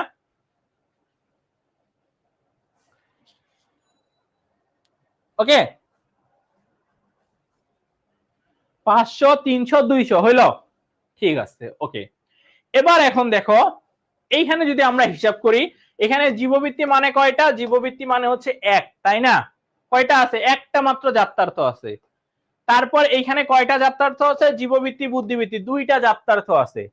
তারপর এখানে কি জীববৃত্তি বুদ্ধিবৃত্তি আর সভ্যতা, এখানে কয়টা আছে, এখানে হচ্ছে তিনটা যাত্রার্থ আছে। কয়টা যাত্রার্থ আছে, তিনটা যাত্রার্থ আছে। ওকে, এখন দেখো, এখন আমি এটা পেয়ে গেলাম। এখন আমার দেখো, আমি ব্যক্তর্থের দিক থেকে চিন্তা করব, তাই না? তো ব্যক্তর্থের দিক থেকে যদি আমি চিন্তা করি, আমার ফার্স্টে কি কথা বলছে, দেখো ফার্স্টে কথা বলছে যে যদি কোনো পদের ব্যক্তর্থ বাড়ে, কি বাড়ে, ব্যক্তর্থ বাড়ে, কি বাড়ে, ব্যক্তর্থ বাড়ে, তাহলে তার যাত্রার্থ কমে। ওকে, আমার এখানে মানুষের, সকল সভ্য মানুষের, সকল সভ্য মানুষের ব্যক্তর্থ কত দেখো তো, সকল সভ্য মানুষের ব্যক্তর্থ হচ্ছে 200, কত 200, তাই না? 200। তো 200 থেকে আমি চলে গেলাম এখন 300-তে, কততে গেলাম, 300-তে, আমি মানুষে চলে গেলাম, এই যে 200 থেকে 300-তে গেলাম। বলছে কি ব্যক্তর্থ যদি বাড়ে, মানে 200 থেকে যদি আমি 300-তে যাই, তাহলে আমার ব্যক্তর্থ বাড়লো না, বাড়ছে তো। কিন্তু যখন তোমার দেখো যদি ব্যক্তর্থ বাড়ে, 200 থেকে তুমি যখন 300-তে যাবা, তোমার কি হয়েছে, ব্যক্তর্থ বাড়ছে না, 200 থেকে 300 বাড়ছে। তখন কি হয়, তখন আমার যাত্রার্থ কমে। এই যে দেখো, যখন তুমি 200-তে ছিলা, তখন তোমার যাত্রার্থ ছিল কয়টা, তিনটা, কয়টা ছিল, তিনটা। আর যখন তুমি 200 থেকে 300-তে গেছো, তখন তোমার যাত্রার্থ হইছে কয়টা, দুইটা, কয়টা, দুইটা। তো 3 থেকে গেছো তুমি 2-এ, আর এইখানে গেছো হচ্ছে 200 থেকে গেছো তুমি 300-তে। তার মানে কি, তার মানে তোমার ব্যক্তর্থ বাড়ছে, দেখো ব্যক্তর্থ বাড়ছে, বা যাত্রার্থ কি 3 থেকে 2 মানে কি কমে গেছে। অর্থাৎ ব্যক্তর্থ বাড়লে তার যাত্রার্থ কমে, ব্যক্তর্থ বাড়লে কি হয়, যাত্রার্থ কমে। আবার তুমি আবার ধরো তুমি ব্যক্তর্থ বাড়াই দিছো, আবার কি করছো, ব্যক্তর্থ বাড়াই দিছো, অর্থাৎ তুমি এবার 300 থেকে গেছো 500-তে, 300 থেকে গেছো কততে, 500-তে, কততে, 300 থেকে গেছো কততে, 300 থেকে গেছো 500-তে, তোমার কি ব্যক্তর্থ বাড়াই দিছো না? তখন আবার দেখো, তখন আবার দেখো যে 2 থেকে তুমি চলে গেছো 1-এ। কারণ কি, কারণ তুমি 300 থেকে যখন 500-তে গেছো, অর্থাৎ তুমি মানুষ থেকে গেছো জীবে, তখন কিন্তু তোমার দেখো, তোমার ব্যক্তর্থ ছিল মানুষের ক্ষেত্রে দুইটা, জীববৃত্তি বুদ্ধিবৃত্তি, তুমি এখানে চলে গেছো একটাতে, জীববৃত্তিতে চলে গেছো, মানে 2 থেকে 1-এ গেছো, 2 থেকে কত গেছো, 2 থেকে 1-এ গেছো। তার মানে কি তোমার এটা কি হয়ে গেছে, তোমার এটা কমে গেছে। ব্যক্তর্থ যখনই তুমি যত বাড়াবা, তোমার যাত্রার্থ কি হবে, কমে যাবে। প্রথমটা মিলছে, প্রুফ মিলছে, মিলছে। ওকে, এবার দ্বিতীয়টা, এবার তোমার ব্যক্তর্থ যদি কমাও, এটা এমনি বুঝতে পারবো, দেখো কমাবো মানে কত, ধরো তোমার এইবার তুমি 1 থেকে আসছো 2-এ, 1 থেকে আসছো কততে, 2-এ, অর্থাৎ তুমি কি, অর্থাৎ তোমার 500, কত 500 থেকে তুমি আসছো এবার কততে, 500 থেকে আসছো তুমি এবার 300-তে, অর্থাৎ তুমি কি ব্যক্তর্থ কমাই দিছো, এই যে ব্যক্তর্থ কমাই দিছো। তখন কি হয় দেখো, তখন বলছে যে ব্যক্তর্থ কমাইলে আমার যাত্রার্থ বাড়বে। অর্থাৎ দেখো 1 নম্বরে যাত্রার্থ ছিল 1, কয়টা ছিল, 1 ছিল, 1 থেকে তুমি চলে আসছো কততে, 2-এ চলে আসছো, 1 থেকে আসছো কততে, 2-এতে। অর্থাৎ যখন তুমি ব্যক্তর্থ কমাই, মানে কি করছো, কমাই দিছো, অর্থাৎ জীব থেকে মানুষে আসছো, অর্থাৎ 500 থেকে 300-তে আসছো, তখন তোমার দেখো যাত্রার্থ দেখো 1 থেকে তোমার হয়ে গেছে 2-এ, অর্থাৎ ব্যক্তর্থ কমাই দিলে যাত্রার্থ বাড়ে। অর্থাৎ কি 1 থেকে 2-এ যেহেতু আসছো, তার মানে কি এটা বাড়ছে না, তার মানে কি বাড়ছে। আবার দেখো, আবার যখন তুমি 2 থেকে 3-এ আসবা, অর্থাৎ আরো ব্যক্তর্থ কমাই দিলা, 500 থেকে 300-তে আসছিলে, এবার 300 থেকে আসবা 200-তে, তার মানে কমাই দিছো না, 300 থেকে 200-তে আসলে কি কমাই দিছো। যখন তুমি কমাই দিবা ব্যক্তর্থ, তখন আবার যাত্রার্থ বাড়বে। দেখো তখন আবার কি হইছে, দেখো 2 থেকে তোমার হয়ে গেছে 3, অর্থাৎ তুমি দেখো 2 থেকে আসছো 3-এ, অর্থাৎ 300 থেকে আসছো 200-তে, অর্থাৎ কি মানুষ থেকে আসছো সভ্য মানুষে, তো মানুষের যাত্রার্থ কি? জীববৃত্তি বুদ্ধিবৃত্তি কয়টা? দুইটা। আর এখানে সভ্য মানুষের যাত্রার্থ কি? সভ্য মানুষের যাত্রার্থ হচ্ছে তিনটা। অর্থাৎ তুমি কততে আসছো? 2 থেকে কততে আসছো? 3 এ আসছো, মানে এখানে বাড়ছে। আর এখানে কি 300 থেকে যখন 200 তে আসছো মানে এখানে কমছে। অর্থাৎ ব্যক্তার্থ কমলে যাত্রার্থ বাড়ে। ক্লিয়ার? একদম প্রুফ দেখাও, প্রুফ দেখাই দিছি, দেখো ক্লিয়ার কিনা জানাও, ক্লিয়ার কিনা জানাও। জাস্ট কমন সেন্স ইউজ করো, অনেক সহজ জিনিস। বুঝছো কি বুঝনি জানাও, বুঝছো কি বুঝনি জানাও।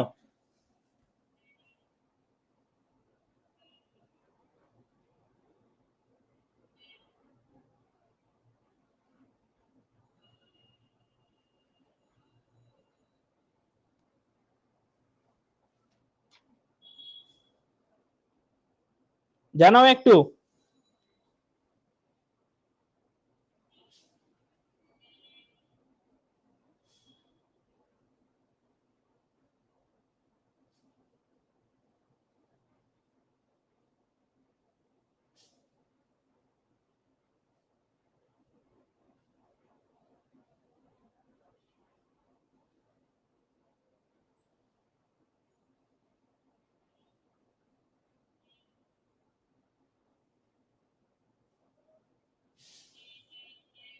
বুঝতে পারছো?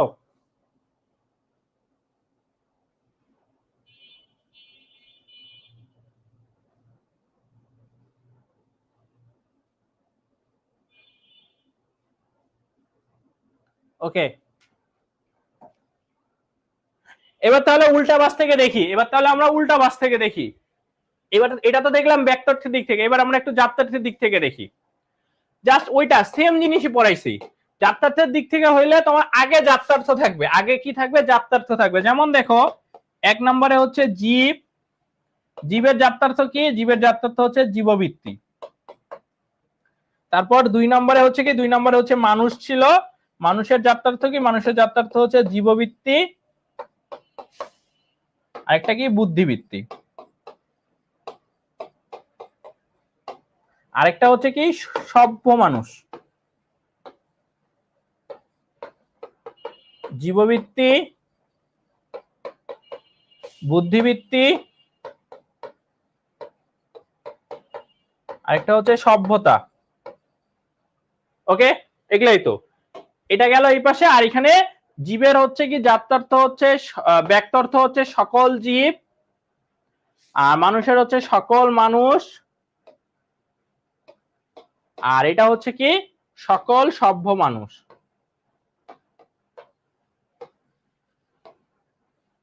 ওকে, তার মানে সকল জীব বলতে এখানে আমরা কি নিছিলাম বলতো? সকল জীব বলতে আমরা বুঝাচ্ছিলাম 500, সকল সভ্য মানুষ বলতে বুঝাচ্ছিলাম 300, আর সকল সভ্য মানুষ বলতে বুঝাচ্ছিলাম 200। এটা কিন্তু আমার কিন্তু বুঝানোর জন্য, তোমাদের পরীক্ষার হলে আবার এগুলো লিখে দিয়ে আসছো না। পরীক্ষার হলে কিভাবে উত্তর করবা? শেষ করে দেবো, এটাকে শেষ করি আগে, এইটা শেষ করি তারপর। 500, 300 আর এখানে হচ্ছে কত? 200। 500, 300 আর 200, এইটা পাঠটাকে শেষ করি। ব্যক্তার্থ যাত্রার্থের পাঠটাকে শেষ করি, এরপর আমরা কালকে বাকিটা শুরু করব। এটা কিন্তু আমি জাস্ট বোঝানোর জন্য তোমাদের। আর এখানে দেখো জীববৃত্তি এখানে কয়টা? একটা। এখানে হচ্ছে মানুষের ক্ষেত্রে জীববৃত্তি বুদ্ধিবৃত্তি কয়টা? দুইটা। আর এখানে জীববৃত্তি বুদ্ধি সভ্যতা তিনটা। ওকে, এখন কি বলছে? বলছে যে কোন পদের যদি যাত্রার্থ বাড়ে, কি বলছে? যাত্রার্থ যদি আমার বাড়ে, অর্থাৎ কি? অর্থাৎ আমি যদি 1 থেকে 2 এ আসি, অর্থাৎ দেখো জীবের ক্ষেত্রে যাত্রার্থ ছিল একটা, পরে আমি মানুষে চলে আসছি, তখন আমার যাত্রার্থ বেড়ে গেছে, 1 থেকে 2 হয়ে গেছে, তাই না? এখানে বেড়ে গেছে। যখন বাড়বে তখন কি হয়? তখন ব্যক্তার্থ কমে। তখন দেখো ব্যক্তার্থ, দেখো ব্যক্তার্থ 500 থেকে 300 হয়ে গেছে। কত? 500 থেকে 300 হয়ে গেছে। ওকে, আবার দেখো, আবার যখন আমি 2 থেকে 3 এ আসবো, কত? 2 থেকে 3 এ আসবো, অর্থাৎ আমার যাত্রার্থ ছিল 2টা, 2টা থেকে আমার হয়ে গেছে যাত্রার্থ কয়টা? 3টা, বাড়ছে। যখন যাত্রার্থ বাড়ে তখন দেখো 300 থেকে আবার হয়ে গেছে 200। কত হয়ে গেছে? 200। তার মানে কি? ব্যক্তার্থ কমে গেছে। ওকে, এবার এবার দেখো আবার যদি যাত্রার্থ কমে, যাত্রার্থ যদি কমে, অর্থাৎ আমি যদি এবার রিভার্স যাই, 3 থেকে যদি 2 এ যাই, 3 থেকে কততে যাই? 2 এ যাই। 3টা যাত্রার্থ থেকে আমি যদি 2টা যাত্রার্থ যাই, তাহলে কি হয়? ব্যক্তার্থ বাড়ে। তার মানে 3টা কার ছিল? সভ্য মানুষ। এই যে সকল সভ্য মানুষ, অর্থাৎ 200 থেকে আমি যাব 300 তে। কততে যাব? 300 তে, কারণ 3 থেকে 2 এ গেলে আমার কি? আমাকে হচ্ছে এইটা থেকে এইটাতে যাইতে লাগবে। তার মানে তখন কি হবে, তখন আমার দেখো এখানে আমার যাত্রার্থ কমে গেছে, দেখো যাত্রার্থ কমছে, 3 থেকে 2 হয়েছে। বাট কি, বাট তোমার হচ্ছে কি বেড়ে গেছে, দেখো 200 থেকে 300 হয়েছে, কত 200 থেকে 300 হয়েছে। ওকে, 200 থেকে কত হয়েছে 300 হয়েছে, তার মানে কি বেড়ে গেছে, সংখ্যা বা পরিমাণটা বেড়ে গেছে। আবার দেখো, আবার যখন 2 থেকে আমি 1-এ গেছি, অর্থাৎ আরো যাত্রার্থ কমাই দিছি, যখনই কমাই দিছি তখন দেখো 300 থেকে 500 হয়ে গেছে, আমার ব্যক্তর্থ বেড়ে গেছে। এই যে দেখো ব্যক্তর্থ 300 থেকে 500 বেড়ে গেছে।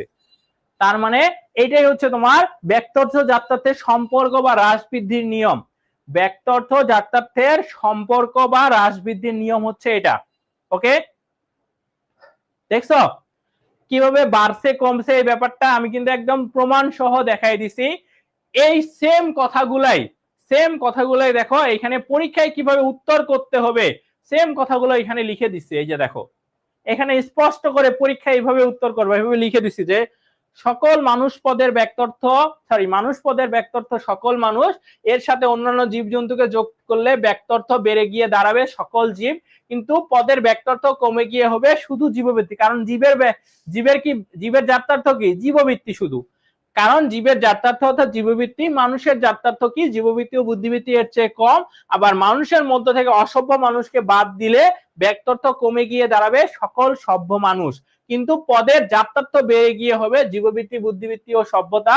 কারণ সভ্য মানুষের যাত্রার্থ জীববৃত্তি, বুদ্ধিবৃত্তি ও সভ্যতা, মানুষের যাত্রার্থ জীববৃত্তি, বুদ্ধিবৃত্তি এর চেয়ে বেশি। সুতরাং পদের ব্যক্তর্থ বাড়লে যাত্রার্থ কমে এবং ব্যক্তর্থ কমলে যাত্রার্থ বাড়ে। একদম হুবহু সুন্দর করে উত্তর লিখে দিচ্ছি। এই যে দেখো এখানে যা আছে যেভাবে লিখছি এইভাবে পড়বা, এইগুলাই বুঝাইছি এতক্ষণ ধরে। এখানে দেখো এখানে এর পরেরটা যে যাত্রার্থ বাড়লে ব্যক্তর্থ কমে আর যাত্রার্থ কমলে ব্যক্তর্থ বাড়ে, এই জিনিসগুলো আমি এখানে লিখে দিচ্ছি। যে দেখো মানুষ পদের যাত্রার্থ জীববৃত্তি ও বুদ্ধিবৃত্তি এর সাথে সভ্যতা গুণটা যোগ করলে যাত্রার্থ বেড়ে গিয়ে হবে জীববৃত্তি, বুদ্ধিবৃত্তি ও সভ্যতা, কিন্তু পদের যাত্রার্থ কমে গিয়ে হবে সকল সভ্য মানুষ। কারণ সভ্য মানুষের ব্যক্তর্থ অর্থাৎ সকল সভ্য মানুষ, মানুষের কি ব্যক্তর্থ অর্থাৎ সকল মানুষের চেয়ে কম। আবার মানুষের যাত্রার্থ থেকে বুদ্ধিবৃত্তি গুণটি বাদ দিলে যাত্রার্থ কমে গিয়ে হবে জীববৃত্তি, কিন্তু পদের ব্যক্তর্থ বেড়ে গিয়ে হবে সকল জীব। কারণ জীবের ব্যক্তর্থ অর্থাৎ সকল জীব, মানুষের ব্যক্তর্থ সকল মানুষের চেয়ে বেশি। সুতরাং পদের যাত্রার্থ বাড়লে ব্যক্তর্থ কমে এবং যাত্রার্থ কমলে ব্যক্তর্থ বাড়ে। এইভাবে পরীক্ষার হলে উত্তর করবা যা লিখে দিছে এখানে। আর যা এগুলো সংখ্যা দিয়ে যে বুঝাইলাম 500, 300, 200, এগুলো তোমাদের কি জাস্ট টপিকটা সহজ করার জন্য বা বোঝানোর জন্য এগুলো পড়িয়েছি। আশা করি এই জিনিসটা ক্লিয়ার। এখন এইখানে এটা গেল। এখন এটা কি পড়াবো কি পড়াবো না জানাও, যে এটা আসলে পড়াই দেওয়া উচিত, যে এটা ঘতে আসে আর কি। এই পার্টটা আমরা আজকে শেষ করি, এরপর আমরা কালকে থেকে পরের পার্ট শুরু করব। তো তোমরা একটু বলো এটা কি পড়বা কি পড়বা না, এখন একটু জানাও। পড়বা কি পড়বা না একটু জানাও আমাকে, দ্রুত একটু কমেন্ট করতে হবে।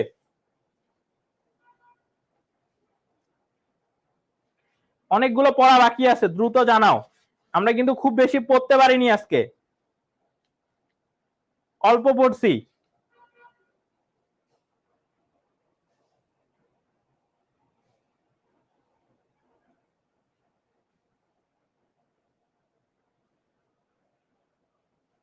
একটু জানাও।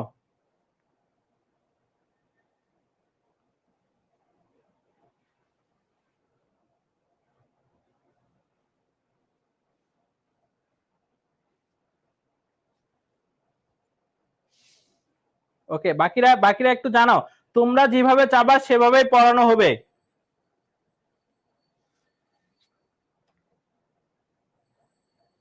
কারণ লাইভে তো মাত্র আছে 5 জন।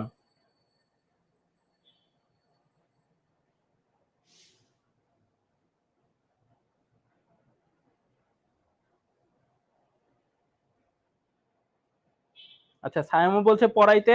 আর 2-1 জন একটু বলো, এরপর আমি শুরু করে দিব।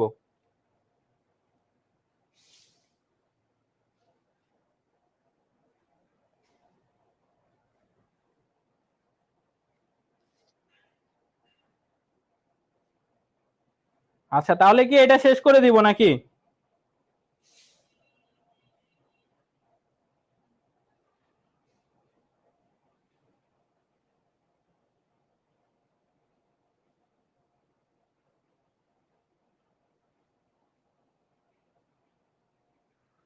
ওকে, তার মানে দেখো পদের ব্যক্তর্থতা বিপরীতমুখী রাজবতী নিয়মের সীমাবদ্ধতা, অর্থাৎ আমরা যে দেখাইলাম তোমাদের যে ব্যক্তর্থ বাড়লে জাপ্তার্থ কমে, আবার জাপ্তার্থ বাড়লে ব্যক্তর্থ কমে, এইটা আসলে তোমার হচ্ছে কি এর কিছু সীমাবদ্ধতা আছে, যে সবসময় যে আসলে ব্যক্তর্থ বাড়লে জাপ্তার্থ কমবে বা বা জাপ্তার্থ বাড়লে ব্যক্তর্থ কমবে, এটা কিন্তু সবসময় আসলে সম্ভব না, যেটা আমরা দেখে আসছি। তো কোন কোন ক্ষেত্রে সম্ভব না সেগুলো একটু দেখি। আমি একদম উত্তর সহ লিখে দিছি, বুঝছো, এগুলো উত্তর সহ লিখা আছে। যে দেখো বলছে যে পদের যে ব্যক্তর্থতা বিপরীতমুখী রাজবীতির নিয়মটা, এটা কেবল ক্রমিকভাবে সাজানো কোন সমজাতীয় শ্রেণীবিন্যাসের ক্ষেত্রে প্রযোজ্য। এটা হচ্ছে ক্রমিকভাবে সাজানো সমজাতীয় শ্রেণীবিন্যাসের ক্ষেত্রে প্রযোজ্য।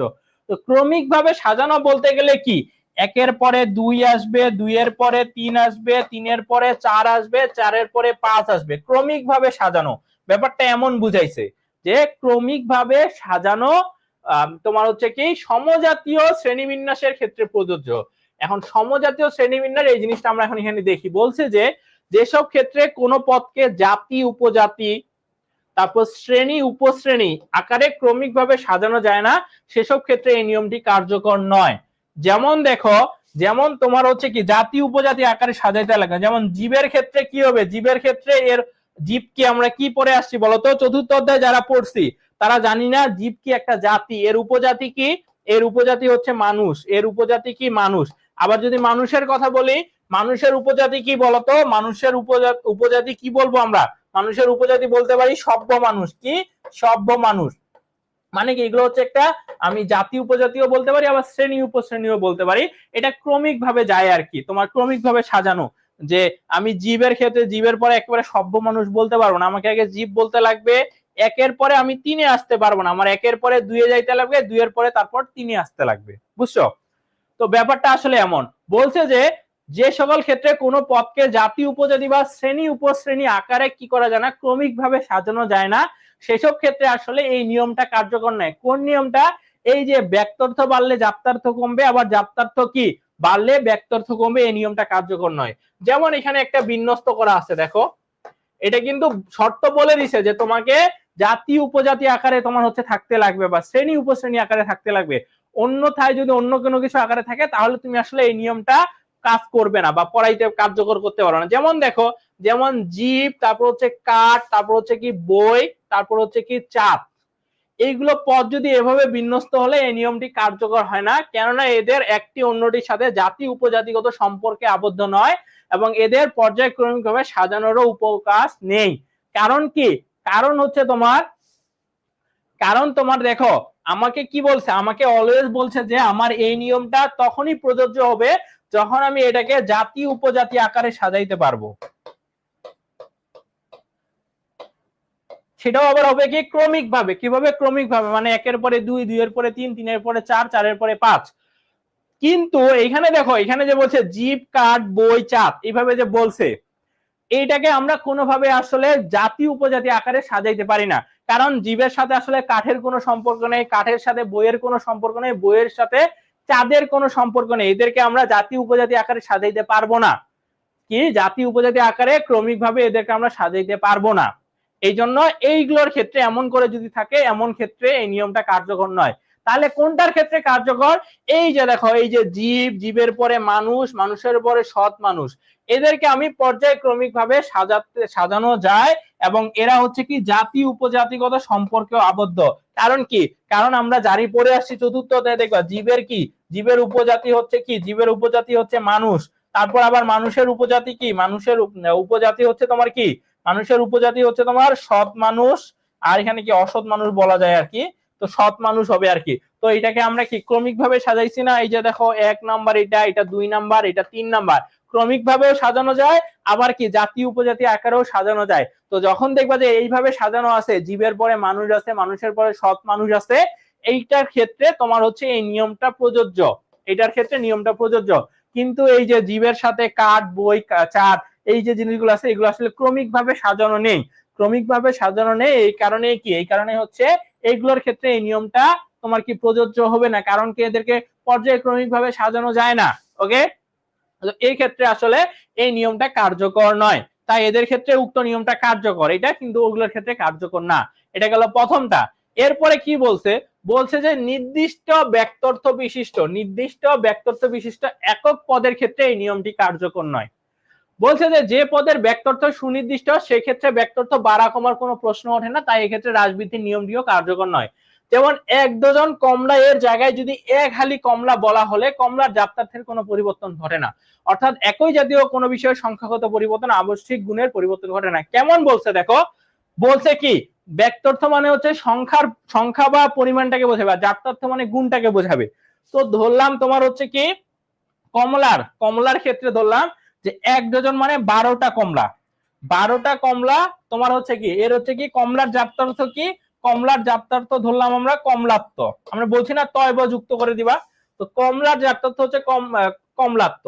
এখন ধরলাম এখন তোমার 4 থেকে কত এক ডজন কমলা এর জায়গায় এখন তুমি বলছো এক হালি কমলা, এক হালি কমলা মানে তুমি 4টা কমলার কথা বলছো, কিন্তু এর যে জাত্যার্থ আছে এর জাত্যার্থ তো কমলাত্মই থেকে গেল,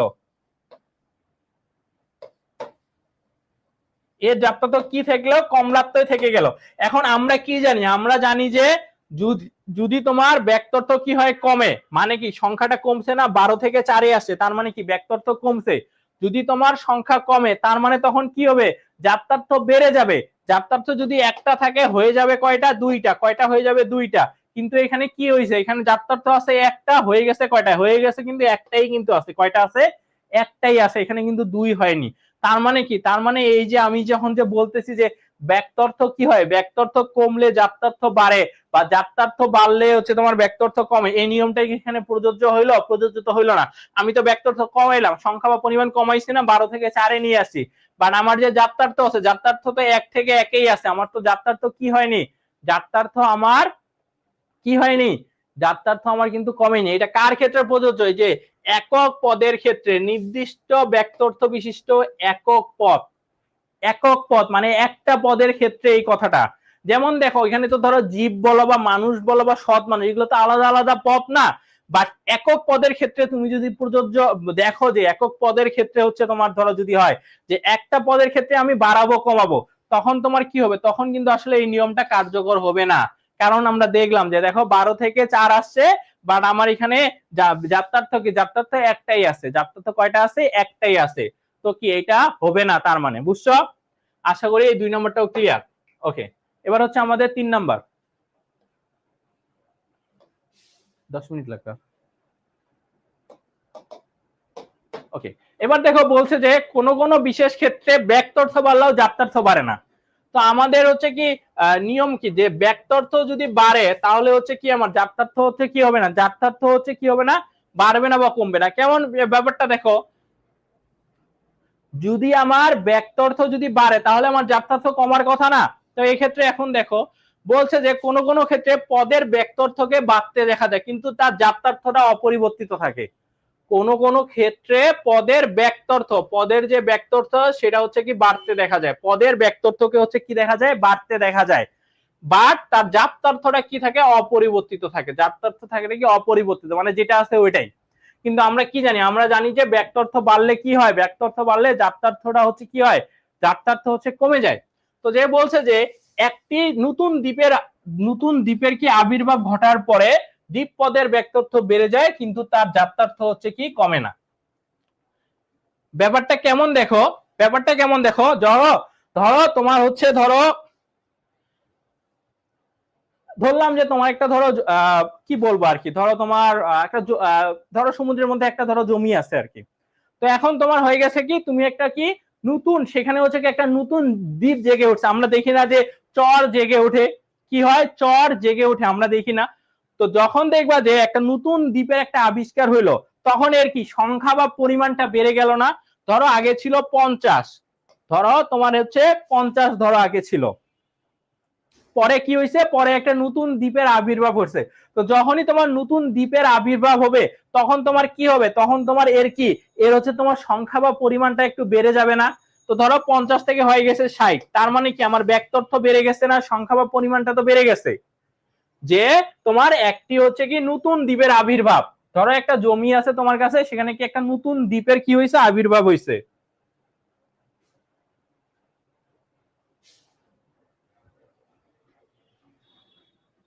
ওয়েট একটু দাঁড়াও।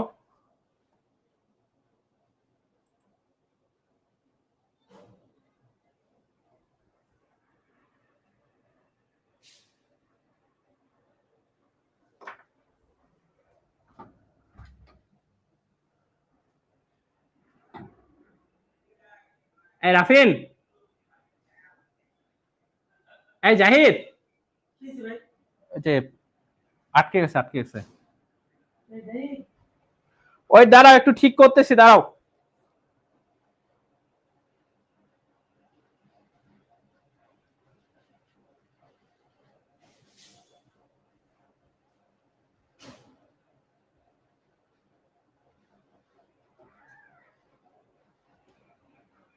ক্লাসটা আটকে গেছে।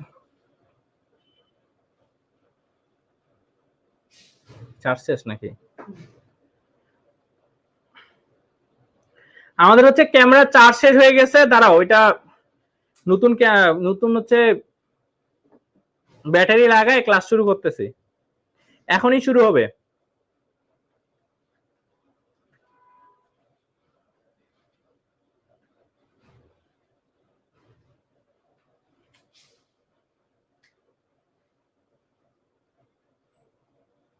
আসছে আসছে,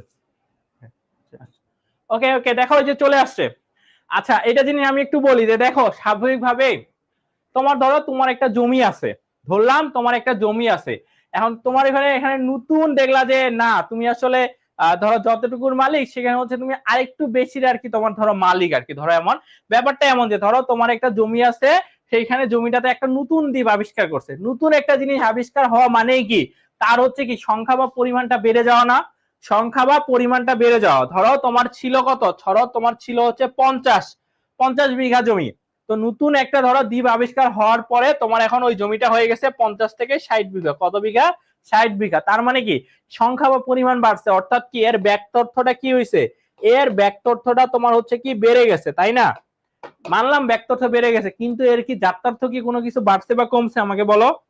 এর কি কোনো ব্যাক্তর্থ বা এর কি কোনো জাত্যার্থটা কি কমছে? এর জাত্যার্থ যেটা আছে সেটাই, দ্বীপের জাত্যার্থ যেটা আছে সেটাই, সেটা কিন্তু কমেনি।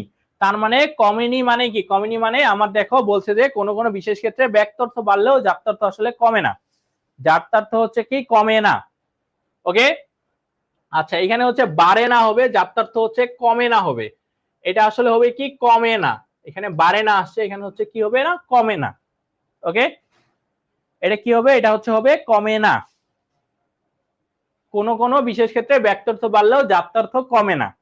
কিভাবে দেখলাম যে আমরা যে আমার ব্যাক্তর্থ বাড়ছে 50 থেকে 60 হয়ে গেছে, বাট আমার কি হয়নি, বাট আমার কিন্তু তোমার হচ্ছে কি জাত্যার্থ কমেনি, জাত্যার্থ অপরিবর্তিত আছে। জাত্যার্থ কি আছে, অপরিবর্তিত আছে।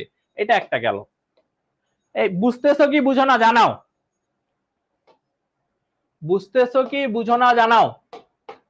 আর দুইটা আছে শুধু, আর দুইটা আছে, আর দুইটা আছে শুধু।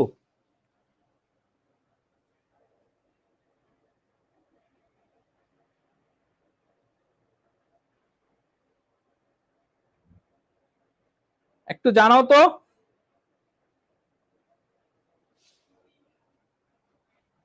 বুঝতেছো তো?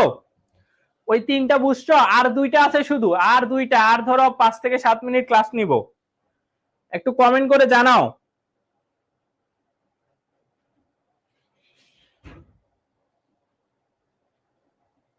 বুঝছো ওই তিনটা, বুঝছো আগের তিনটা, বুঝছো?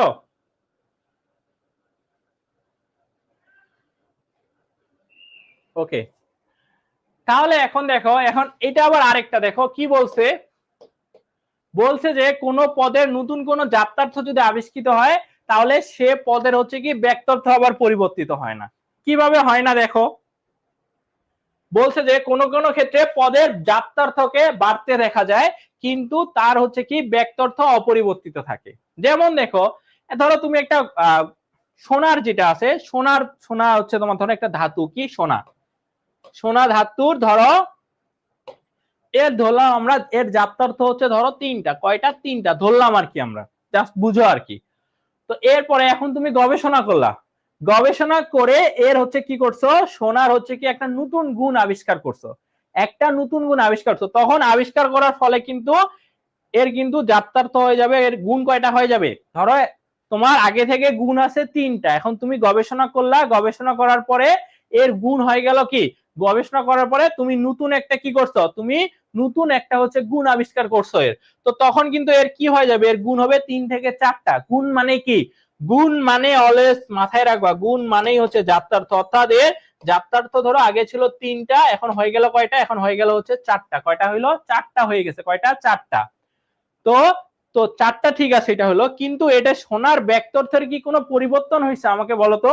ধরো সোনার ব্যক্তর্থ ছিল 500, এখন তুমি গবেষণা করে এর হচ্ছে কি করতে পারো, এর তো হচ্ছে তোমার ধরো নতুন একটা গুণ আবিষ্কারই করতে পারো বা জাত্যার্থ আবিষ্কার করা, বাট তার কি ব্যক্তর্থ, তার সংখ্যা বা পরিমাণটা কি কোনো পরিবর্তন হয়েছে, তার কিন্তু সংখ্যা বা পরিমাণের কোনো পরিবর্তন হয়নি, সেটা কি আছে, সেটা ফিক্সড আছে। এখানে তো এমন না যে এর হচ্ছে তুমি হচ্ছে কি এখানে নতুন সোনা আসে তোমার হচ্ছে কি যুক্ত করছে, এমন তো করনি, সেই সোনাটার মধ্যে একটা গুণ ছিল যেটা আমরা কি আগে বের করতে পারিনি, বাট কি করছে, গবেষণা করার ফলে তার হচ্ছে কি একটা নতুন গুণ আবিষ্কার হয়েছে, এমন তো আমরা দেখি বিজ্ঞানীরা তো এটা করে থাকেই, গবেষণা করে নতুন নতুন গুণ আবিষ্কার করে, বাট কিন্তু তার যে সংখ্যা বা পরিমাণটা কি বাড়ানো হয়েছে না, যেটা আছে সেটাই তার মধ্যেই ছিল, সেটা কি সুপ্ত অবস্থায় ছিল, আমরা বের করতে পারিনি, পরবর্তীতে হচ্ছে গিয়ে সেটা কি হয়েছে, সেটা হচ্ছে গবেষণা করে বের হয়েছে, বাট তার যে ব্যক্তর্থ অর্থাৎ তার যে সংখ্যা বা পরিমাণটা আছে সেটা কিন্তু পরিবর্তিত হয়নি।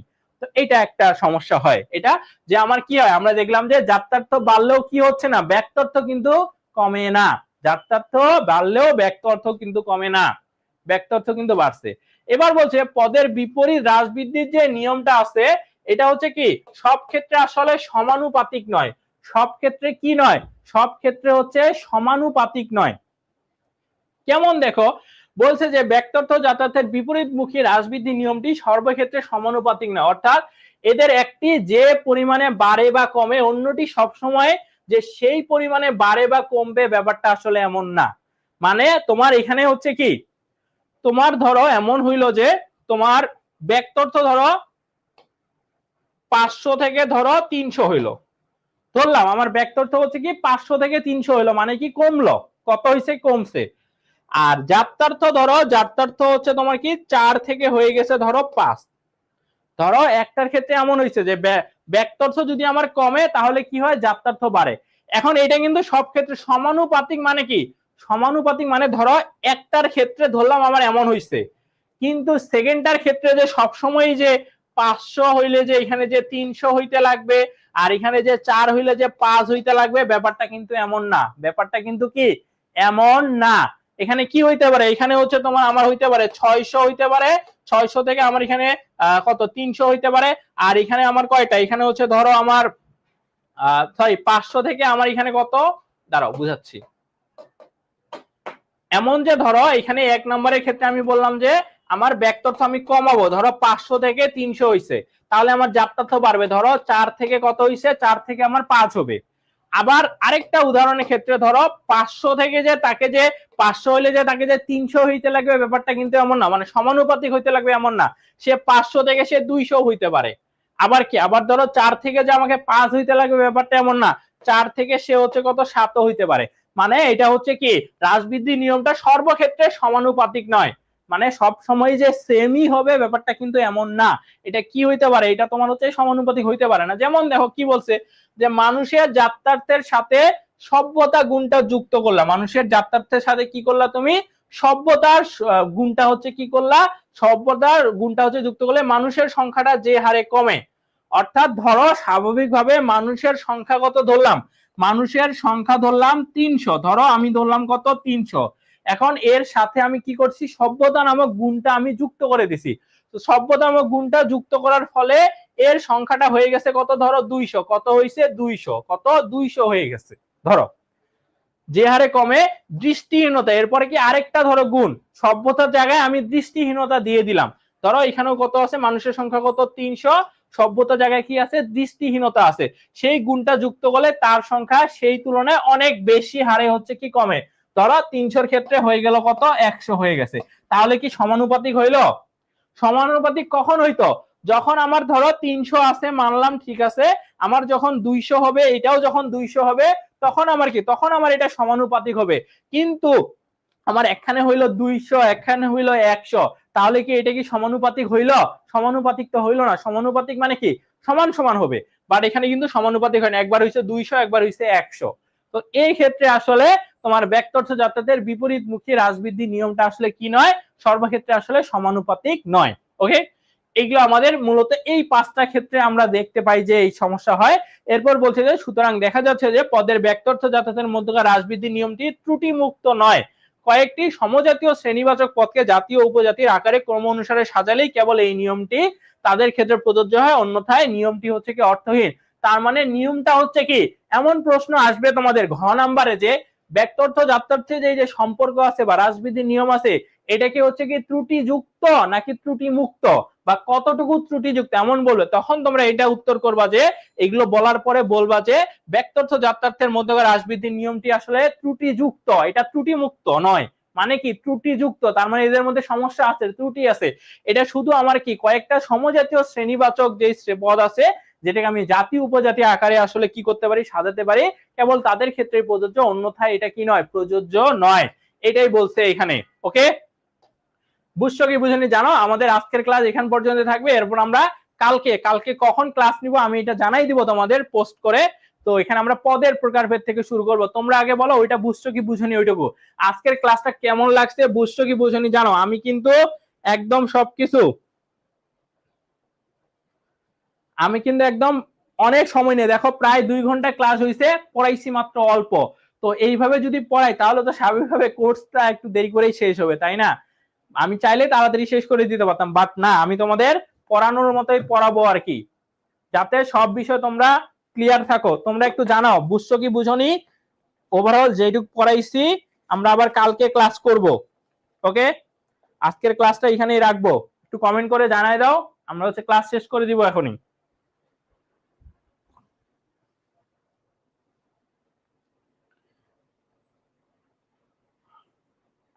ওকে সিয়াম আর আচ্ছা, আর সায়েম বলছে যে ভাইয়া ডেইলি কি লাইভ ক্লাস নেওয়া হবে? সায়েম, ডেইলি লাইভ ক্লাস নেওয়া আমার পক্ষে সম্ভব না, আমি তো বললাম আমার ফাইনাল ইয়ার চলতেছে, আমি সপ্তাহে 2 দিন অফিসে আসি, শুক্রবার শনিবার আসি, বা বৃহস্পতিবার আসি শুক্রবার আসি। তো এই সময় আমি লাইভ ক্লাসও নিব প্লাস তোমাদের রেকর্ডিংও দিব, দুইটাই নিব, আমরা দুইভাবে আস্তে আস্তে করে কোর্স শেষ করে ফেলবো, সমস্যা নাই। ওকে, ঠিক আছে, তাহলে ক্লাসটা এখান পর্যন্তই থাকলো।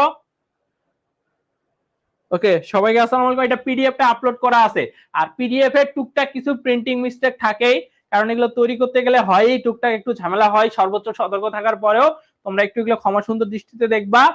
আমি হচ্ছে কিবা করবো, আমি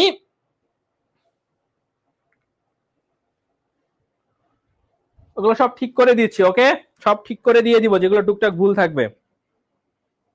ওকে, ঠিক আছে, তাহলে এখান পর্যন্তই। সবাইকে আসসালামু আলাইকুম।